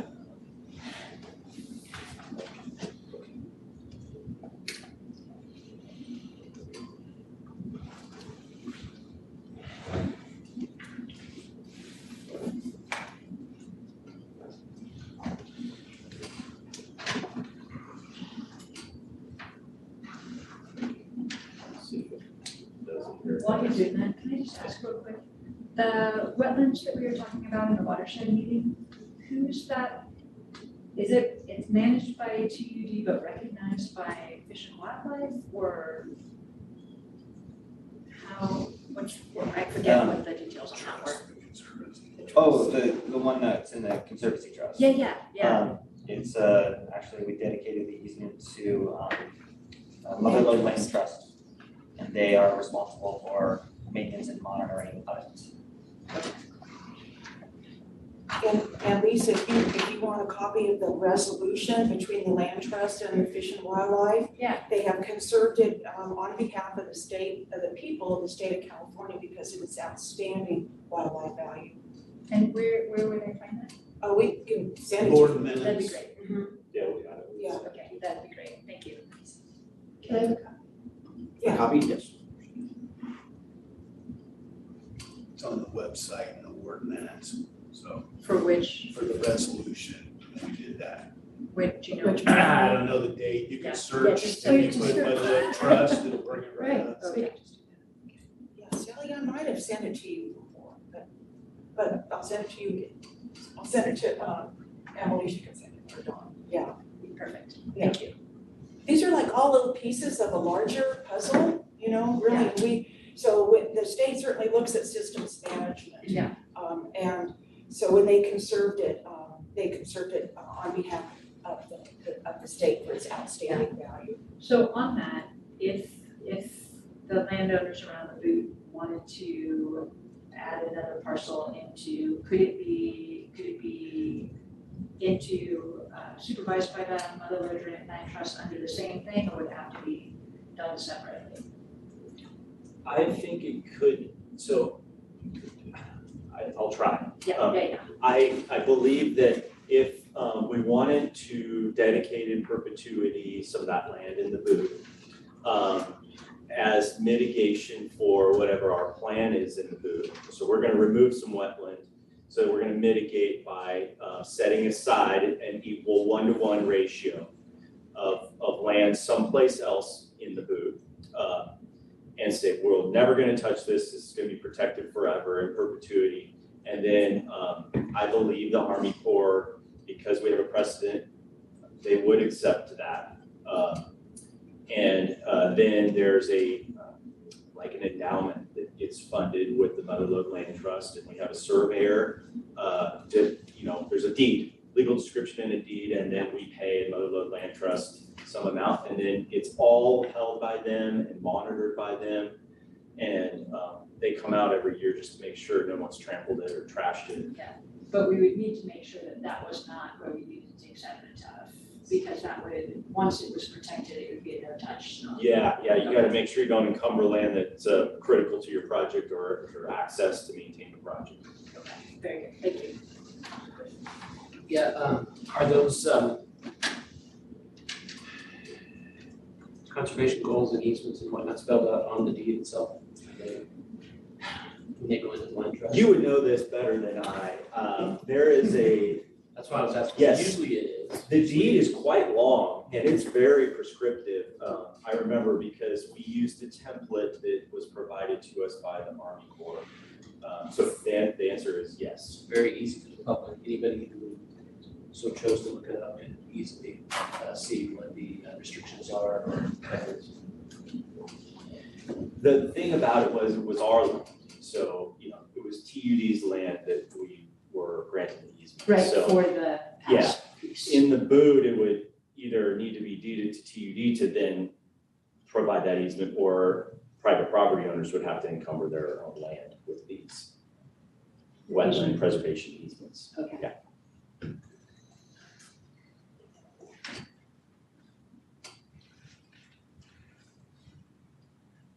Okay, so, just as far as out of the committee, was asked of us to come up with what we felt like needed to be done, the next steps. And so we, besides the pipeline in the lake, we decided, we want to finish the south pool and the east pool. Now, we threw that information up there for the booth because in anticipation for this discussion, the booth is heavily discussed and there's a lot of desire to talk about the booth. So that's why we have the booth up there as well as far as the discussion point. But primarily, all I really want you to get out of this slide is your staff is recommending that we continue to do the dredging in both the east pool and the south pool from 267 cubic yards of sediment. So is that right? That's good math, right? Yeah. Just 267. Okay, don't Yeah. that. Yeah, you're rounded up. Good enough. Yeah, Sally. Just when the discussion starts about the dredging or the plans for the dredging, we'd be happy as owners of a lot of that lakefront to talk about an access point for the work. Because there's untended land through which trucks could come and go, and it may be of value. I think a lot of the land over toward the south pool is more densely populated and it's part of their own roads. I don't think they want trucks smashing it up, but we're not quite like that. It's more space. Okay. So. Thank you, Sally. Take all that in consideration. From my perspective, some of the stuff that I've learned, I wasn't involved with any of the real boots on the ground work, but some of the stuff that I learned that was a challenge for us and will be a challenge depending on how and the timing of this dredging exercise, whether it's gonna be dry dredge or wet dredge, that's for others to decide. But the challenge is it still needs to serve, this body of water needs to serve 10,000 people down below it. So we need to preserve an operations pool, right? That's gonna have superior water quality because, as you know, dredging just necessarily dirties the water. So it's a challenge and it's just some of the stuff that I've learned. It's not as easy as it seems like. No, and then the other constraints were once the Army Corps was looking at this and Fish and Wildlife, they were looking at it from their management objectives as well. So it further reduced the constraints. It's like, well, why don't we dredge all that, silt right there? Well, there's reasons. Because at this point, the rushes have critical habitat for the tri-wing blackbird. Yeah, so this is at the point we are at now. So it's not just like in the old days because it was dredged previously, I think at some point. We have to keep, we have certain regulations, so we can't just go in there and do what we would like to do. So we have constraints. I think depending on direction going forward, probably discuss a lot more the operations and how it's dredged. It was, when we did the last project, it was extremely stressful. That summer, for myself and staff, was terrible because of the elevation of the lake. I think we had 35 acre feet that was usable on a daily basis. Yeah, it was. So we had, if there was an emergency above, we had about a day's worth of water in the lake. So it was very scary. It was really hot that summer. There was a bunch of fires popping up. So it's something we're really gonna have to discuss moving forward to make sure that we have some more water in the lake when we decide what we're gonna do on this project. And so with the bypass and the ability to get Lyons Reservoir water into Phoenix Lake, is there in that bypass thing, is there any way to get water from Lyons into that bypass? Yeah. For situations like that? Yeah, but it's if, say we were to lose a flume or something above, And when Phoenix Lake is low, because at wintertime levels and in the middle of the summer, there's no storage there. Just the tanks that we have around. Can you go over the cost of these three dredging projects? GIDL, do you mind taking a stab at the cost? How you No. came up with that? Yeah, the costs were derived from actual quotes that we've gotten. We actually did some wet dredging costs in the original project, so we got competitive bids from contractors. That's what I used to derive these costs. They are planning level costs, so I figure accuracy of around 30% plus or minus, okay? The boot area is so expensive because if we did dredge that, it would cost a lot of money in mitigation for all the wetlands that we destroyed. Okay.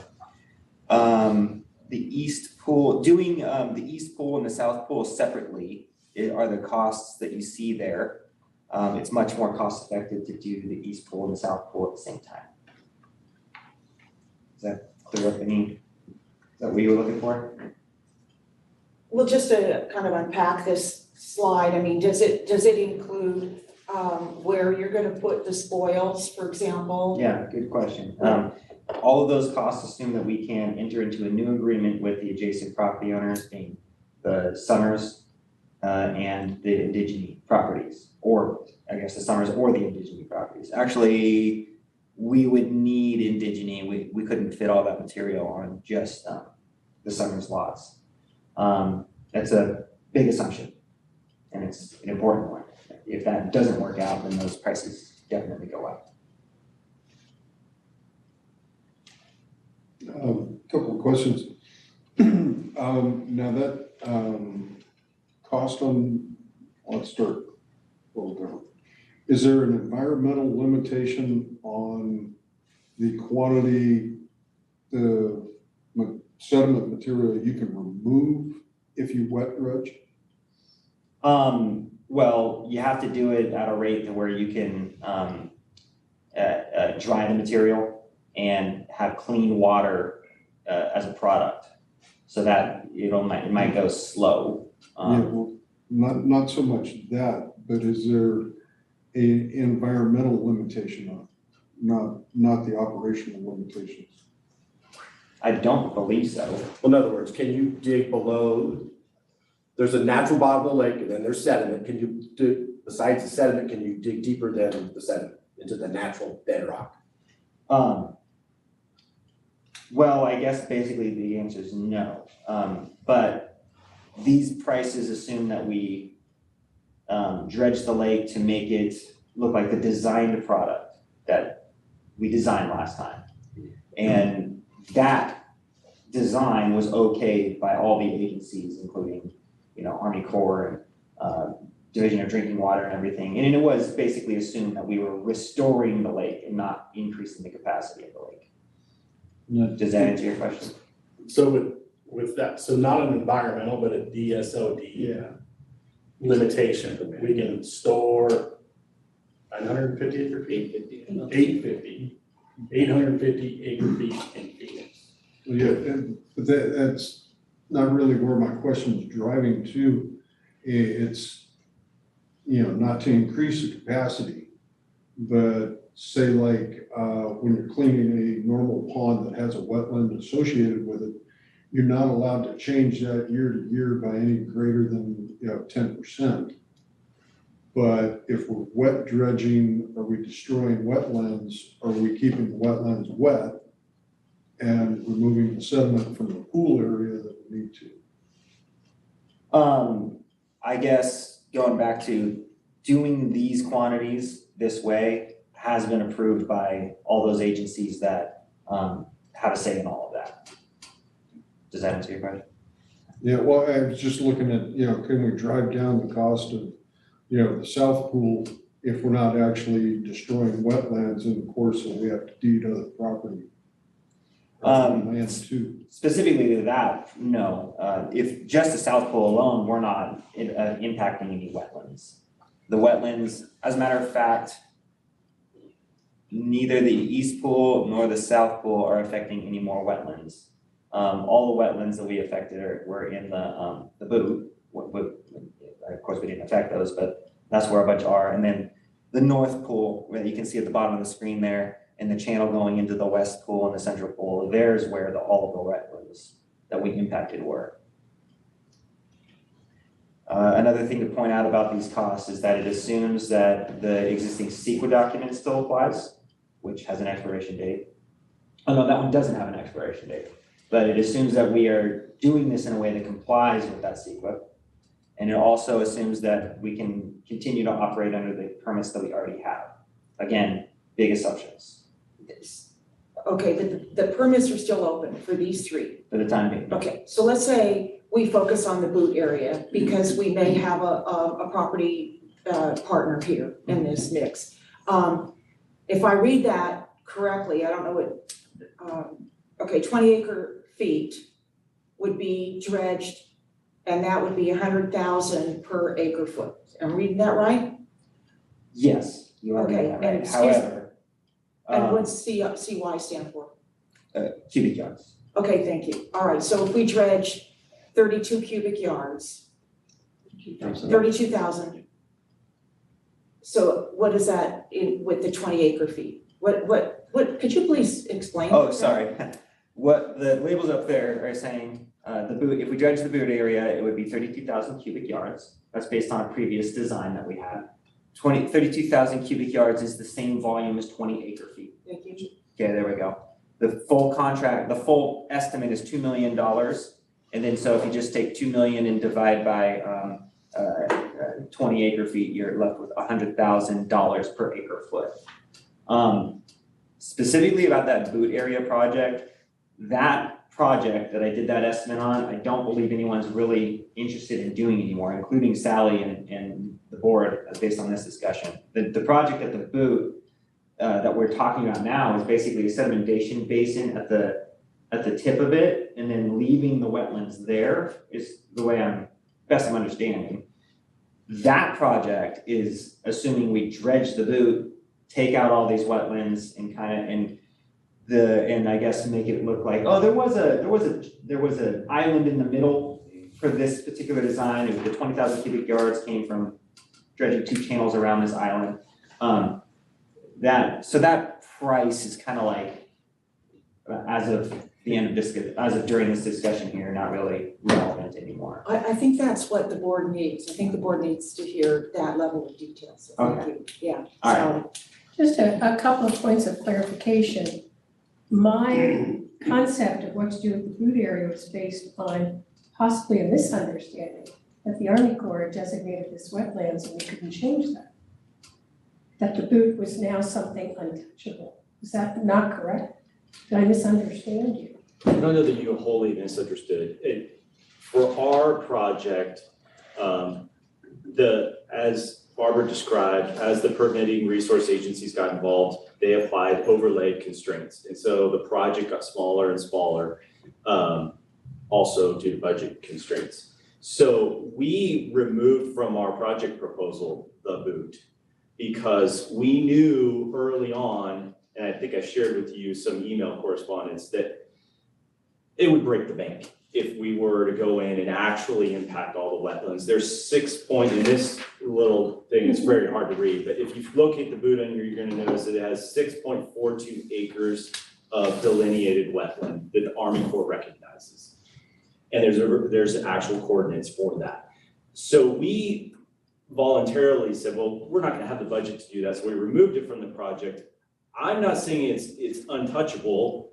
The Army Corps would, if we needed to amend the permit, we would go to them and say, we have a proposal to impact 2 acres of wetland, to build a sedimentation basin in this area for these reasons. And they would evaluate the merits of that and then determine how to mitigate for that. And the mitigation, the best we've been able to do is the 1-to-1. So if we impact 2 acres, we have to mitigate with 2 acres.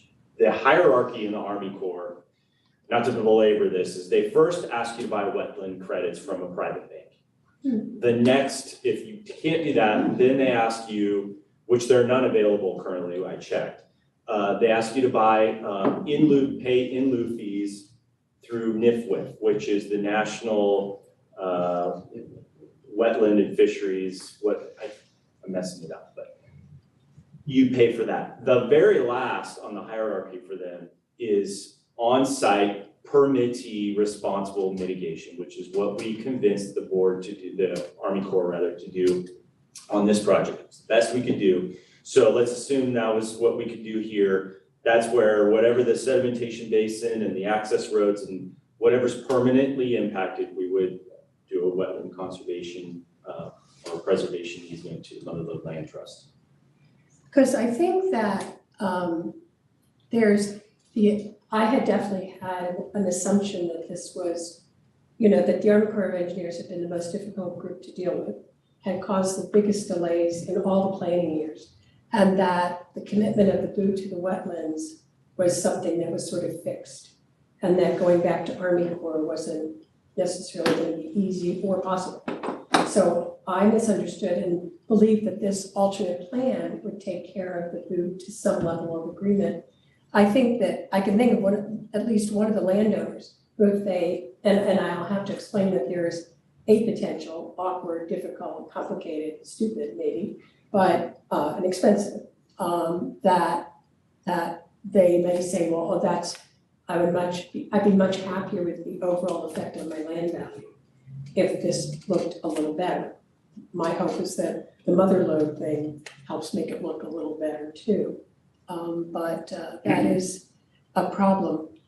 So the boot with the sedimentation forebay, I think is a very viable solution, but I have all these landowners who have to agree, and I can't predict on one. And the second question I do have is, this is wet dredging, right? Yeah. So what's the percentage difference if it was dry dredging? I don't know. It's cheaper to dry dredge than the wet dredge though. By what factor would you say? I don't know. 50%. But they couldn't It's a do lot. it here, right? There was no way for them to do dry dredging. The only option was wet dredging. That's why we didn't do it farther, correct? Well, We saw it got stuck in there, they right? got stuck in there because things weren't dry enough. And the question is whether more, whatever's, pump stations, whatever they were called, would help, because it sure got really dry down there. Or the access points may have been less wet, some other access points. Yeah. But Based on our experience with trying to dry it out last time, especially the East Bowl, the next best option is to try to wet dredge. We feel like we would need multiple years for that to dry. love it. Yeah, That'd be real. with no water to it, and obviously right now we don't have the capacity for ditch outage and. Let me just say, I know we're getting really into the technical part of this, but just, when you say, let's just say, if we had the bypass in and it was functioning, we wouldn't need the operations pool, right? Which is hard to maintain the operations pool and dry the east and south pools. Could we then just work from the dry area into the wet area and dry dredge? No engineer, not even a contractor, I haven't driven a backhoe, I haven't drove a backhoe in 22 years, but. Can we leave it dry during ditch outage? Well, the big problem with that is the insurance of your upstream infrastructure, because if you have no reserve pool and all you have is a bypass, all it's gonna take is how many wooden flumes to give you an issue and. Well, I mean, exactly. That's one of the reasons why we're suggesting wet dredge. Yeah. Okay. And on that, just familiarity with projects up in Tuolumne Meadows and wet areas where we've extracted materials, they've used platforms and things that, I don't know what they call it, but these big plastic things that you just set down temporarily. We get cars stuck out in the meadows and there's the wastewater and the treated water go across the meadow and stuff. So there's stuff but they just put down these temporary on the surface platforms that disperses the weight. And that's been really successful. I don't think they've ever done wet dredging or anything like that, or dewatering or anything. They just disperse the weight in a larger area, and then they don't have things sink into the meadows. Is that not something that's done in construction? We talked about it with the contractor bid that was out there. Yeah. it wouldn't support the weight, specifically the haul trucks. I mean, those haul trucks are very heavy and no, like a mat that you could lift with an excavator and put down on the mud would not support a haul truck. I can go into that more if we want to, or No, I it's can fine. talk more about Yeah, this. but I just want to make sure that those things are also. We talked about getting logs from wherever, which they did, get a couple loads of logs so the equipment sat up on. Yeah. You know, talk about mats, we talked about. Building roads 10 feet high, trying to I know access the it. mats have just worked really well Yeah. in wet meadows. But like, yeah, I mean, those Yeah. trucks are 40, they were 40-ton trucks. Yeah. They were probably hauling 50 or 60 tons. I don't mean in exchange for dewatering, and in addition to the dewatering, when you have it mostly dry, but it's not quite as dry as you want it to be. Cool, all right, thank you. I wanted to go back, Gabrielle, to the price tags on these and tie that to the community. Once again, I don't think that this is a big heavy lift for TUD. We did not create the problem. We didn't address the problem early on, so now it's a big problem. And I think that this is a place for other people's money, OPM. And I know for a fact that Army Corps, I mean, they unconcreted the LA River. I mean, they found they can do these things. So to me, we would really need to look at how to get this, as much of this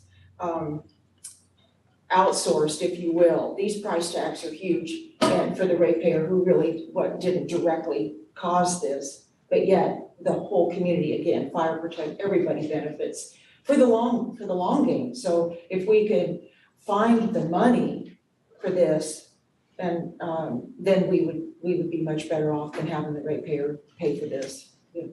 How old are those bids, Gabrielle? From 2020, 2019, 2020. Yeah, we're talking quite a bit. Yeah, I've inflated them, you know, I do my best to Sure. make it accurate for today. Where are we at in the life cycle of this reservoir? As far as how old is it since Phoenix Lake existed? How long did it take us to get here? This one was, I believe, 1924 or 28. Must be 1850s. 1850s, the original. Well, that's what I'm saying, this one. That's what. Oh, this one. Yeah. This Yeah, the version. log crib It's one pretty goes, yeah, 1850. Really but- good, interesting reading if you get a chance, recheck. What's the more recent date? It's really What good. was the more recent date? I think it's 1924 or 1928. Someone, So basically 100 years to get to this point? Well, it's been dredged twice prior. In the 80s, right? Yeah. PG&E, didn't PG&E do But this? it's nothing like this. No, yeah, we changed the architecture of the lake with this project. Even the volume, right? They didn't come close to this volume. Yeah, they spin it away fast. So it's just kind of clean around the tower or something? And then didn't address the roof, or they didn't build really a sediment forebay, so it just, I think the years right after probably erased a lot of the work that they had done. Oh, yeah, and the driving force, or the way I'm kind of looking at it is, we need to prevent it from getting any worse. And then we need to figure out how to deal with what we have that is impacted. Because are we gonna cycle around and do this again in, another 50 years? Ideally, the sediment. I'd be right too, sorry. Again, I apologize if I'm covering ground again, but with respect to the boot area, back when we were looking at that as the task force, Pat Rhodes went out in every big storm and she mapped the runoff from the Ridgewood area and all of the surrounding hills there.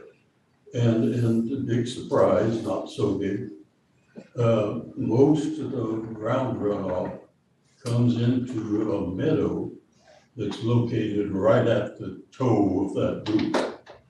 When I look at this, I see you've got channels, it looks like it's designed to catch that. But my point is, whether you want it to be or not, you've got a sediment tract there. We never did quite figure out how to deal with that. But are there any plans to be able to remove the sediment that is absolutely going to gather there? You have that drawing there, and I don't think, I agree with you, I don't think they ever figured out, and so if we I were don't think they figured it out. No. I think they just figured out the place to capture. Right, and they reference it, or they describe it as a kidney, and kidney filters, right? And I think that's the mechanism that you're describing, what's happening there. The meadow's gonna fill up, and so even, I mean, if you go out and look at it, where all the reeds are growing now, they weren't there when I moved in here 20-some odd years ago. And that's filled in that length of time. So it's going to do it again if nothing is done to stop it. Like I said, we didn't really figure out how to do that. But if you design this area properly to be actually think of it as a sediment trap, you might be able to secure it. And I think that's what some of Sally's comments are related to. Yeah, Let's put this last thing on table 2 too. Right. Yeah. Is sediment basin for the tip of the boot. Sure.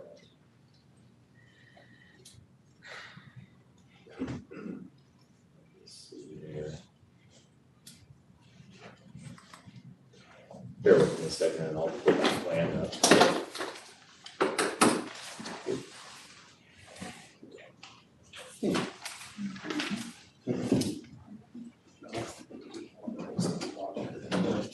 Yeah. So, yeah, Leroy, I think are you describing upland of this area? I don't know if you can see. Yes, the very tip of it. Very tip, right. Yeah, you can see that there is a nice low spot in one location up there. And that looks to me like where they're gathering all the runoff from the adjacent meadow, which is just off the picture up at the top. Leroy, I have a question for you. So I first saw the task force proposal in 2002, I think. Okay. Yeah, okay. And are you saying in the as many years as you've lived here, this configuration, this present configuration has kind of showed up in the last 20 years or so? Well, I'm sure it was being worked on before that, but when we moved up here in 97, and the first time I saw the lake from Phoenix Lake Road, which is not our side of the lake, but if you looked at it there, you could see the lake with reeds around it in the boot. And Leo Lawrence, who is the next door neighbor, he used to be able to put his boat in from his backyard. Now, in order to get the boat in, he has to chop down reeds on a path that who knows how long it is. And that's just happened in 25 years or so. Is there any modeling that's been done that projects if we do nothing, what this might look like in another 20 years? I don't think Horizon did. The only thing we did was on a macro level, we did a kind of a sediment balance and tried to figure out over a time duration how many yards per year were coming in. And then Horizon did look at each watershed and the hydrology and tried to do a sediment sort of budget, like what percent of the sediment coming into the lake was from the Boot versus Power Creek versus Chicken Creek. And that's somewhere in there. But I don't know that they spent much more analysis, because when I look at this plan, and to your point, I don't think it really captures sediment. And it seems like they mentioned depositional settling, but I don't think a channel format, a deep channel format, is gonna provide you the settling that we want before it gets into the lake and an easy way to clean it out. You know, these channels aren't exactly gonna be easy to clean out. So I think that they kind of stopped there. That's a good question, if I don't mind. if we were to do the watershed improvements upstream in the Ridgewood area, would you change your opinion on how well this would work, or? You know, and I think that's the next step. If Horizon had done some type of sediment quantification by each of those sites, I don't know if they can, but like, yes, if you started fixing all of those upstream sites, which I think Ridgewood is the primary contributor to this watershed. But more of it comes from the surrounding hills than you would expect.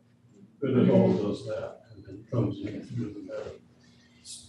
It may change, or it may make the sedimentation basin smaller, but if we were not able to guarantee that we could make all those fixes, then we would just size the sedimentation basin for the current situation. Okay, A lot of it makes its way into the drainage ditch alongside of Phoenix Lake Road and then comes under the road into the meadow. And so there would be a potential for catching a lot of the stuff Upstream of the road. on the uphill side of Phoenix Lake Road. So it comes through a culvert. It comes through under the road and a culvert. Yeah, that's great suggestions. And if you have been up Ridgewood, they actually do have detention basins in Ridgewood that were designed, but whether or not, see, a detention basin is only as good as it's cleaned out and maintained. As soon as it fills up, it really isn't functioning anymore. And I don't know if those detention basins. You're talking about the pond that they put in, and it's a puddle. And it's full. It's not collecting very much anymore. Right, not anymore, it goes through. Sally, you had a comment. So the Horizon people said that it was 4,600 cubic yards a year estimate on sediment coming in to Phoenix Lake. And the division that they worked with a lot was sort of at Sullivan Creek, Chicken Creek, Power Creek. They said that was about close to 80% of it, and that it was more like 20% on the other side, making, you know, in all fairness, the dredging that got started first the priority. But the runoff, particularly because of the drought, there's so much dead vegetation on a lot of the hills by the side of the road that the rain's going to have much more runoff erosion into the ditches. And it's the Silver Dawn ditch and Ridgewater. And that stuff does come down, but the ranch lands in that basin are also the contributors. I think you need some help definitely down at the toe of the boot and when you drive up in Ridgewood now, and because of the drought, so many people appropriately let land go and don't have any grass. So all the hills to the ditches are there. I was noticing, we drove through a couple of times and I was like, yeah, they were good drought people. That's a very good point. And you look at the road cuts too, and that soil in Ridgewood is just very erosive. Oh, it's just clay. Well, before we move on from this one, because I know we've got to, I think, probably get done by noon. Let's just wrap this one up. What are the constraints? What does staff recommend how we handle the food? And then we'll go on to the next pool and discuss that project. Well, I think, honestly, I think we're looking for recommendations. Well, what are the constraints here? We've got permitting, we've got wetlands. We have property owners? And so you guys have concluded we don't really want to do a lot and it's expensive here? No, that's not our conclusion. Okay. Our conclusion is we want to know from the board and the community if you want us to figure out a way to deal with food. If that's a yes, we're gonna figure out what's the best method to deal with food. But yeah, we're looking for direction. Okay, then I need some more information. Go ahead, Lisa. So at the end of the last meeting, we had asked you guys to mull that over for a bit and come back with an idea to us. Were you guys able to do that? Because you had asked for a recommendation last time. We responded that we didn't feel that we actually know the engineering or any of the bits and pieces well enough to make just a random recommendation. And that we were asking you guys to come up with what is possible there and bring that back to us at this meeting. Specifically to the boot or to the whole, like, We talked about the boot and we talked about the dredging. And So- that's what we had requested for this meeting to be, was you guys bringing us more information on that so that we could try to help. sure. So, I mean, so we already talked about the bypass, then the additional dredging in the east and the south pools, right? So as far as the boot goes, we just need to decide, what method do we want to, or what sort of measures do we want to implement to the boot, which will affect the wetlands mitigation, right? So we just need to, I don't understand yet if we're really going to, how we're going to exchange the property, or are we gonna exchange the property to the boot? Remember, you think about dedicating the boot to the TUD or something. Yeah. And then we take over and mitigate it, right? Right. With That- some sort of guarantee that we preserve the. Right, but if the land was given to TUD, much like the current marshlands on TUD land, part of the deal was that it would need to move, and we would, certainly my husband and I, who own over half the boot, are happy to see it as a donation. But we would like it to fall under the protection of the trust, providing, that sounds like something more than just people who look at it once a year. That they actually take responsibilities and do things, and that there be 4-day sedimentation pond at the tip. And thought that was a realistic way. I'm happy to go back and talk to, because I want to be really transparent with people that if there is an option to do the wetlands, that it's an extraordinary amount of money to create something that literally is partly wetlands, partly channels, and that isn't something that enhances the lake a great deal in terms of value or water supply. And it's certainly not something that the public even has access to, so it's kind of like, it's asking a lot for the enjoyment of few, I think, is the problem. But I would have to convey that and see how they felt about that. I know Leo feels very good about the idea I have. But his wife wants to get a little bit more clarity, and that was a change last night. One of the other property owners who only owns a tiny strip was like, yeah, I'm in.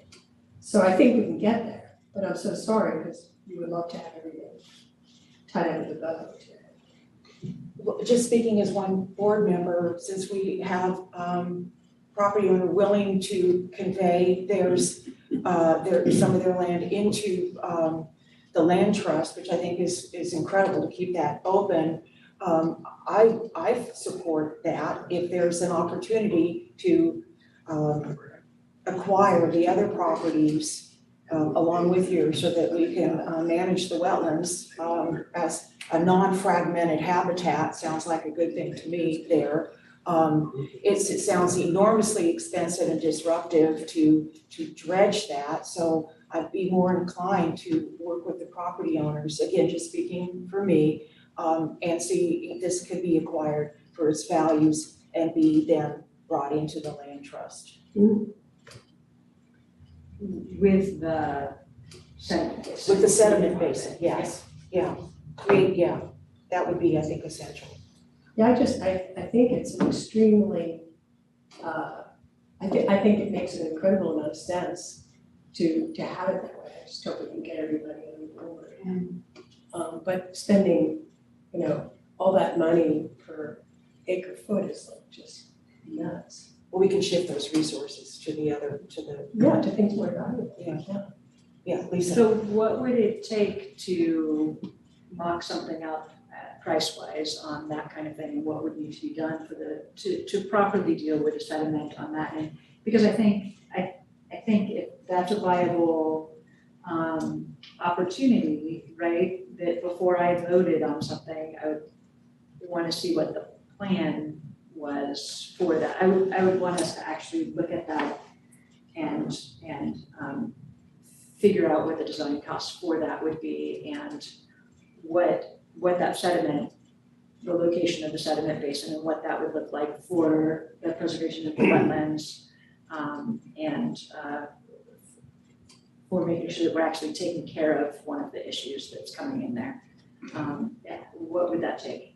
I'm try to help the conversation Yeah. because I love the detail, and that's actually the world I like to live in, but in this particular case, maybe what we could do is just do enough detail to get a cost estimate, which is what you're getting at. And as Barbara said, it's really expensive project. Any of these projects are. Without grant funding, they don't happen. Yeah. And so we have Emily sitting here. We have plans to submit grant application. We make that grant application as unconstrained, but as request as much money as possible. And then once we have funding, we come back and make these adjustments. That's exactly what we did with the current project. Yeah. Is we had a $13 million project, we only had $6 million. We came back and made the tweaks. And then this board would be faced with the decision of, okay, we've asked for 13 million, they give us 10. Now let's really dig in. What are the values? What do we want to do with that 10 million? We know that we get some economy of scale when we lump them all together, and maybe as through the creative design process, we're able to do something in the boot, maybe not the whole thing, but we're able to do something and then address the other areas of the lake. But it's all dependent on the funding. And so I think that's the direction we were hoping is, does the board want us to put the whole enchilada in our grant application, or to put a grant application that maybe just focuses on the south pool and the east pool and doesn't address the boot because of the, that. And the grant funding is through okay, so my understanding with DWR is that they'll look at a grant and say which parts they will fund and what they won't fund. Is that true in this? So we would set the grant application up as phases and or scale it. So hey, there's one, if you're able to fund at this level, these are the benefits and the rough scope. If you're able to fund at this level and make the request that way, so that we don't give them an easy way to say no to the whole thing. Right. Yeah, I think that DWR, I know DWR has the ability to fund at different levels. We just have to demonstrate that we aren't undermining the functions and the values of the overall project by cutting off one piece. Yeah. And, it stands alone. Yeah, I would think that from the grant side, and correct me when I'm wrong, that wetlands are, like, if we are saying we're benefiting a wetlands, but that's a strong thing to say. Sediment is a strong piece to reduce sediment into areas. Water quality for human consumption is a huge thing. So I would think we have some pretty big pieces, and in water storage, and then like with the bypass, the ability to deal with system malfunctions, food going out or something, as well as redundancy. I would think that those are all things that GWP and the state at large are looking at increasing reliability of municipal water with the 30 by 30 stuff with and all of the wetlands protection stuff. So I think we have a better chance with grant funding for the boot portion if we're saying part of it is going to be put in a trust with another road land trust. I would think that would be a bonus. I would think you'd be hard pressed to say we're going to dredge through a wetlands area and have a hard case in that. I think that would be a tough route to go for grant funding. I think that the easier route for grant funding would be with a land trust, wetlands preservation land trust thing. But I think from the property owner's perspective, the fire mitigation and sedimentation out there are super big priorities, and so that would need to be something that we're addressing in that process, I think. Does that make sense? I was just gonna say that document, I sent it to you, is one of the most underutilized resources that I can tell. If this has value to the state of California, a significant wetlands, I would be using that as a calling card. But the other thing is there's a lot of money for property acquisition. Now, this includes all of our conveyances, man-made reservoirs, property surrounding, all of it.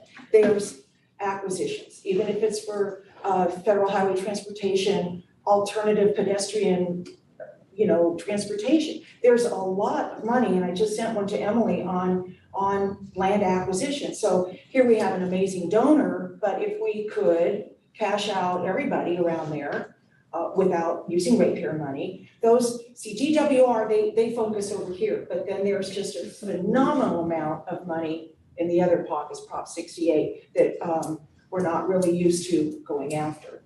No. Thank you.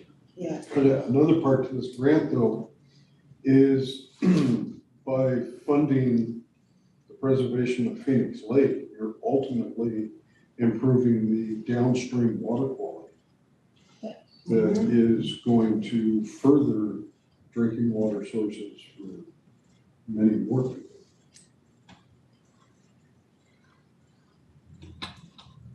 Well, then we're protecting our investment. I mean, we're Right, gonna. they need to kick in. We're gonna take the pollutants out of the water, we're gonna pay that way.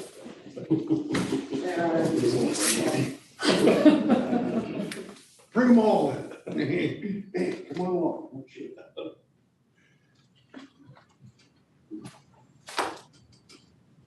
So it sounds like do we have consensus or really to pursue the three with an emphasis on the boot and wetland mitigation? Rather than the settlement, to pursue the land acquisition and pursue grant sources, locate potential, because we're coming into 2023, whole new round of monies and applications, so it's a really good time. The TWR grant application expires January of this year, so January 31st, 2023. The Prop 68, it's undetermined when that one expires, so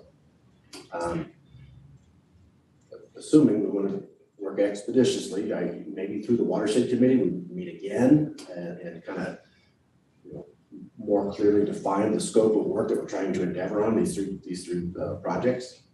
So let me just say what I think you're asking and posting. So, right, you guys want direction from the board, and specifically has it having to do with going after grant money. And in that grant, having 3 projects within that, and it'd be set up in stair-step things of, and that would be the dredging of the 2 pools, it would be the bypass, and it would be the boot. Are those the 3? Is that what I see some confusion. Good question. So, I thought we had talked internally about possibly making the bypass pipeline its own application. okay, There's a little tension as you guys all, between the bypass and the rest of the dredging. You could package it and say it's necessary, as Director Ringen has said, to help do the dredging. But since that's a good question. okay, so that would be a separate. Yeah, we were thinking of a Possibly. separate application for Okay. that, but we could throw everything in. At some point, the price tag does get very large, and I'm just not sure how DWR would look So at that. Don had just said 3 projects. I'm just making sure that I know what the 3 projects are. So if there's the 3 projects, Well, the boot, it would be a 4th. If you Okay. stair stepped it, you'd say your Power Creek bypass pipeline, okay, your South Pool dredging, okay, your East Pool dredging, okay, your boot. Okay. And those are the 4. And we would just make the dollar amounts large enough so that when we came back to the table with some funding, we would be able to really detail out the scope. Yeah. And not undermine the overall intent of the funding. So you were talking the property acquisition, would that also include placement of the spoils?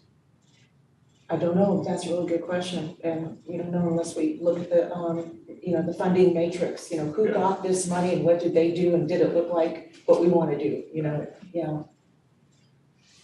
Yeah, we would want to probably think something, even if it isn't property acquisition, easements were eligible before. And so we would want to park some money in there to help coordinate with, and actually land acquisition was eligible on the other grant. And we went back to DWR and we said, hey, we don't need to buy the land. What we need is to get an easement. Because it was the apple orchard, he wasn't gonna sell us the apple orchard, but we did purchase an easement from him that allowed him to restore his land afterwards. So I think that we would wanna park some money in there, for coordination for an easement to take there's a lot of sediment that we can do. Jim has a, Yeah, one question I think might be best directed at Sally. Of those, I count 9 private property owners in the booth there. Does that sound right? Yeah. What do you think the flavor is of them, like yourself, being willing to donate parcels? Is there? I think it's pretty good. Is I it? mean, I was good until last night. And somebody said, well, I'm not so sure about that. I was like, okay, so let's have the talk. Okay. I think that I think there's a probability people will all come along. I don't know, somebody will say I prefer to get some money for my piece. Two of them are very tiny pieces. Greg and I have at least 2, if not third, just 2 of them. Leo has 2 of them. But that's pretty easy coverage. Okay, thank you. I have a comment, and I'll just be real blunt. I'm not in favor of this going forward unless we also commit to meeting with the leadership in this community, because we have a larger problem and it affects our whole fire resiliency of our watershed all the way up to the Columbia ditch system. And to me, it's just paramount that we look at solving the larger issue here, which is how do we protect the dredging that we are doing for the long run. And so I really wanna, while we look at grants and oh boy, we're gonna get our projects done, we're within a beautiful watershed. And so I would like us to meet and discuss all these things that need to be done upstream to protect not only the homeowners, but ultimately our water quality for the future. The bypass is a little part of an overall unforeseen instability that we are now facing. So to me, I'd also want to see us meet with, again, the other communities, and including the tribes, and go over some of this, because it is everybody's responsibility, even to educate people on the water quality and that it starts with this lake and the tributaries upstream. So to me, I'm just afraid that once we get our thing done, we're done. And I don't want to do that anymore. Sally. Just, what happens to the piece where we talked about maybe having Verizon come back? And Yeah. bring us to the current and maybe sort of update this? So that's a really good idea, because they did this and they know this system. They surveyed each single stream. They know where all the degradation is. It might be something for the board to consider, that we use them as a consultant to at least help us with the larger problems on the upper watersheds, and to help us locate grants and manage those grants, because that's what did you say one time? It's 15% of your job to do environmental stuff. And so it may be a good idea to Would hire that be part of the Horizon. grant money, or is that a separate entity? You assumed some significant consultant costs in your cost estimate. You assumed we were hiring a designer. No, I apologize. No, those costs, we're assuming that the design we had was sufficient. Okay. We didn't need any more design. Didn't need any more environmental. Does, We have So, consultants for wait, hang on, construction Dave, and Lisa, oh, okay.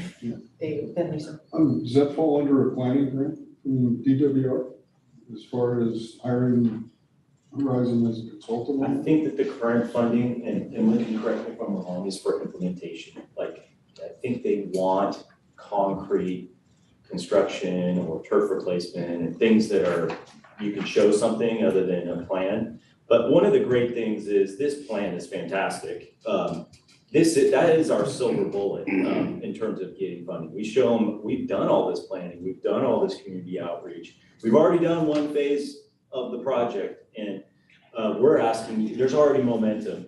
So I think we want to be careful about investing too much in additional planning. I think it's fine to do that separately from this grant pursuit. Let's just ride the heck out of the document we already have and get some grant funding for that. Separately, we could identify grants for planning that would address the upper watershed and work with the county, work with HOAs, and see if some implementation can be for, site-by-site applications. Because a lot of these are on private property, and I mean, we can have them on a table and we can talk about them, but unless the private property owner is willing to let us come access the land and do the work, each one is its own project. Yeah, so I just wanted to kind of circle back to what we talked about at the beginning and what you just hit on, which is that broader concern. And my question is, kind of, are we looking at, because we had talked about possible grant funding on that too, are we looking at trying to get all that into one grant, or are we just, when you were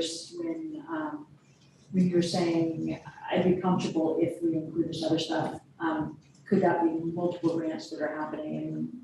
Or that there's one that's this project grant that's going forward, and there's this understanding that we're looking for this bigger cooperative thing of I think you had said the leadership, talking to leadership and coming up with a big plan for the county. But my question, I guess, on that is, when we voice that, are we voicing that as it all has to be tied into that one grant, or are we saying we'd like to see this work, kind of, I'm gonna call it a work project grant thing for Phoenix Lake based off of the Horizon, based off of everything we know so far, going forward as a grant, and then taking the time with the county to try to address the bigger issue and going forward with a countywide second grant that sort of addresses creating the things that other counties have that we don't have, that deal with sedimentation on that big level.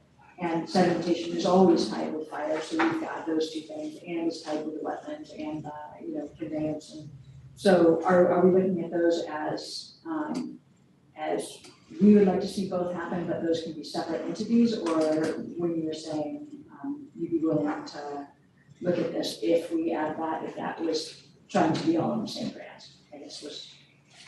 Yeah, I can't imagine this all being under one grant, and Okay. and I can't imagine us having everything together. Like when you look at the public access, there's so much that the county can benefit from, that is truly sustainable. It's not just about economics or social, but this really was comprehensive. I doubt if the county's even seen this. And I think that having a discussion, okay, we go ahead with what's gonna immediately benefit our ratepayers, that what we've identified, these 4 things. We're branching out a little bit because of the acquisition of some of the property in the booth for unfragmenting the habitat there, that's awesome.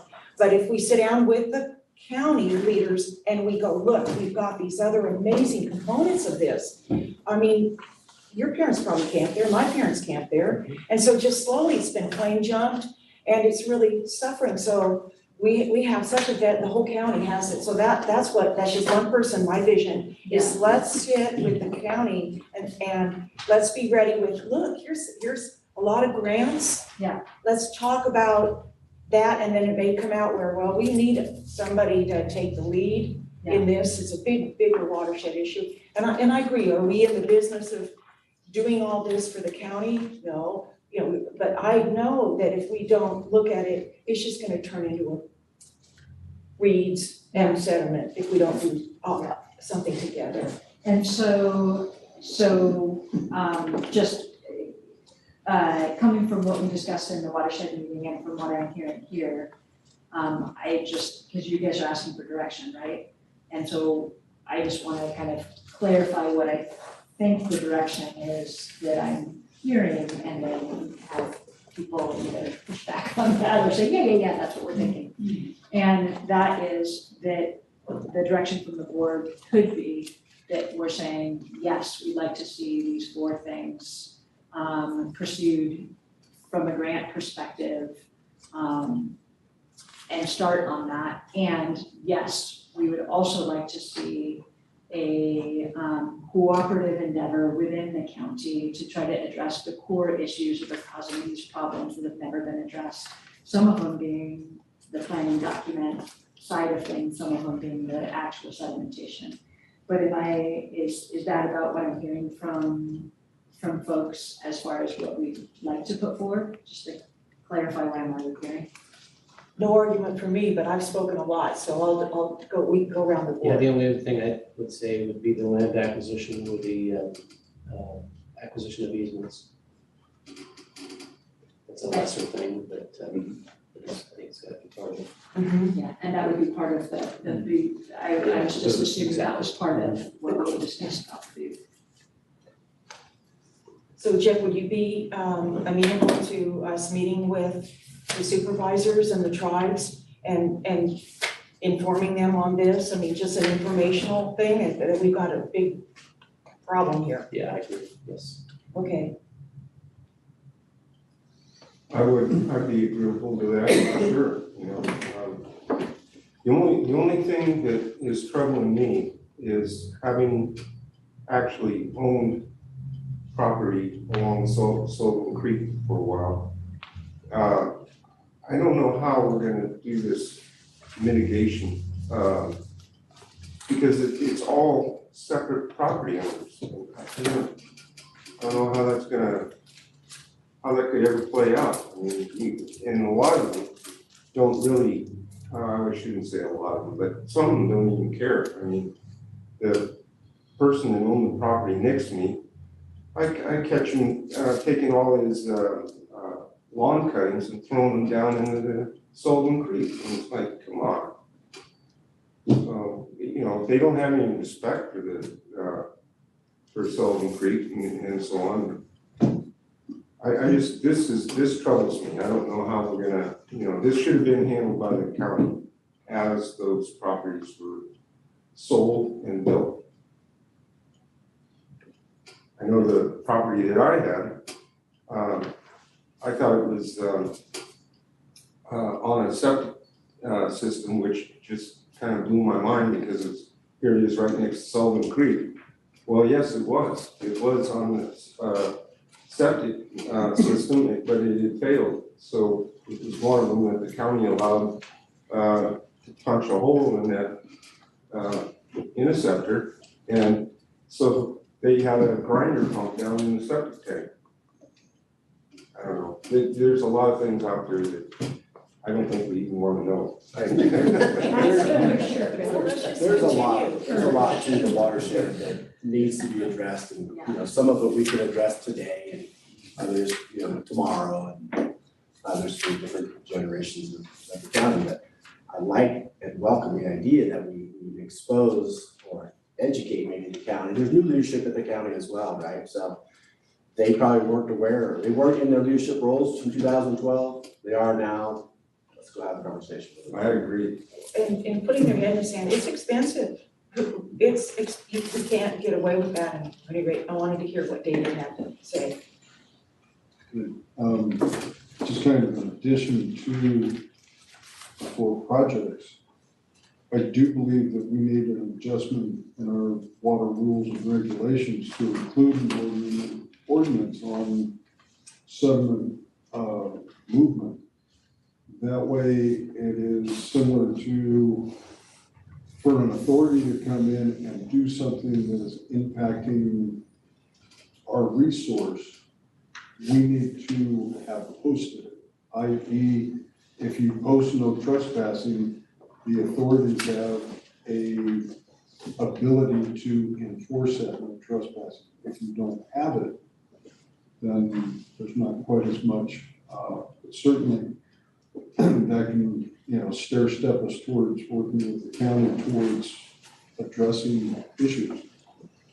But, we don't have other properties setting us on course to regroup here in 50 to 75 years to repeat the process. So that might be something to bring up in our discussion with the county as we educate the county on the cost of this, and that we need some teeth somewhere. And what you said, that usually it's the ordinances, although I do know that the general plans, yes, are deliberately vague, yes. And we have inherited the vagueness, so, I think that would be a good idea, is to help develop some policy. Yeah, I mean, you see that. More progressive communities, right? You see signs. This is the watershed. You see on the DIs, this drains to such and such. It's that awareness that that comes in the watershed area wide that, hey, this drains to Phoenix Lake. And yeah, I suppose we could have an ordinance that protects Phoenix Lake, but I defer to Jesse on how much teeth and enforcement the district would really have in being able to force people to, change. But the county, I think, definitely has that. Certainly at the county, but like I said, we just kind of teamwork together and it builds a deeper legal foundation to, move forward. And I'm not saying, we need to kick in the door at the county, great, you need to do your, but this needs to be mitigated, Leroy, do you have any closing thoughts? No,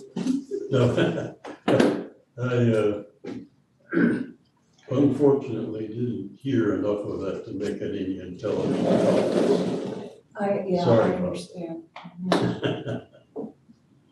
Oh, you were talking about funding sources. I haven't heard anything about Biden's money. Is anyone looking at that? Mhm. I would think so. Yeah. Seems like a good target for Biden's money. Did you, okay, are we at a natural stopping place and everybody okay with board direction? Are you guys clear on? Okay, I think so, yeah. okay, great. Well, then, if there's no further discussion, it was a great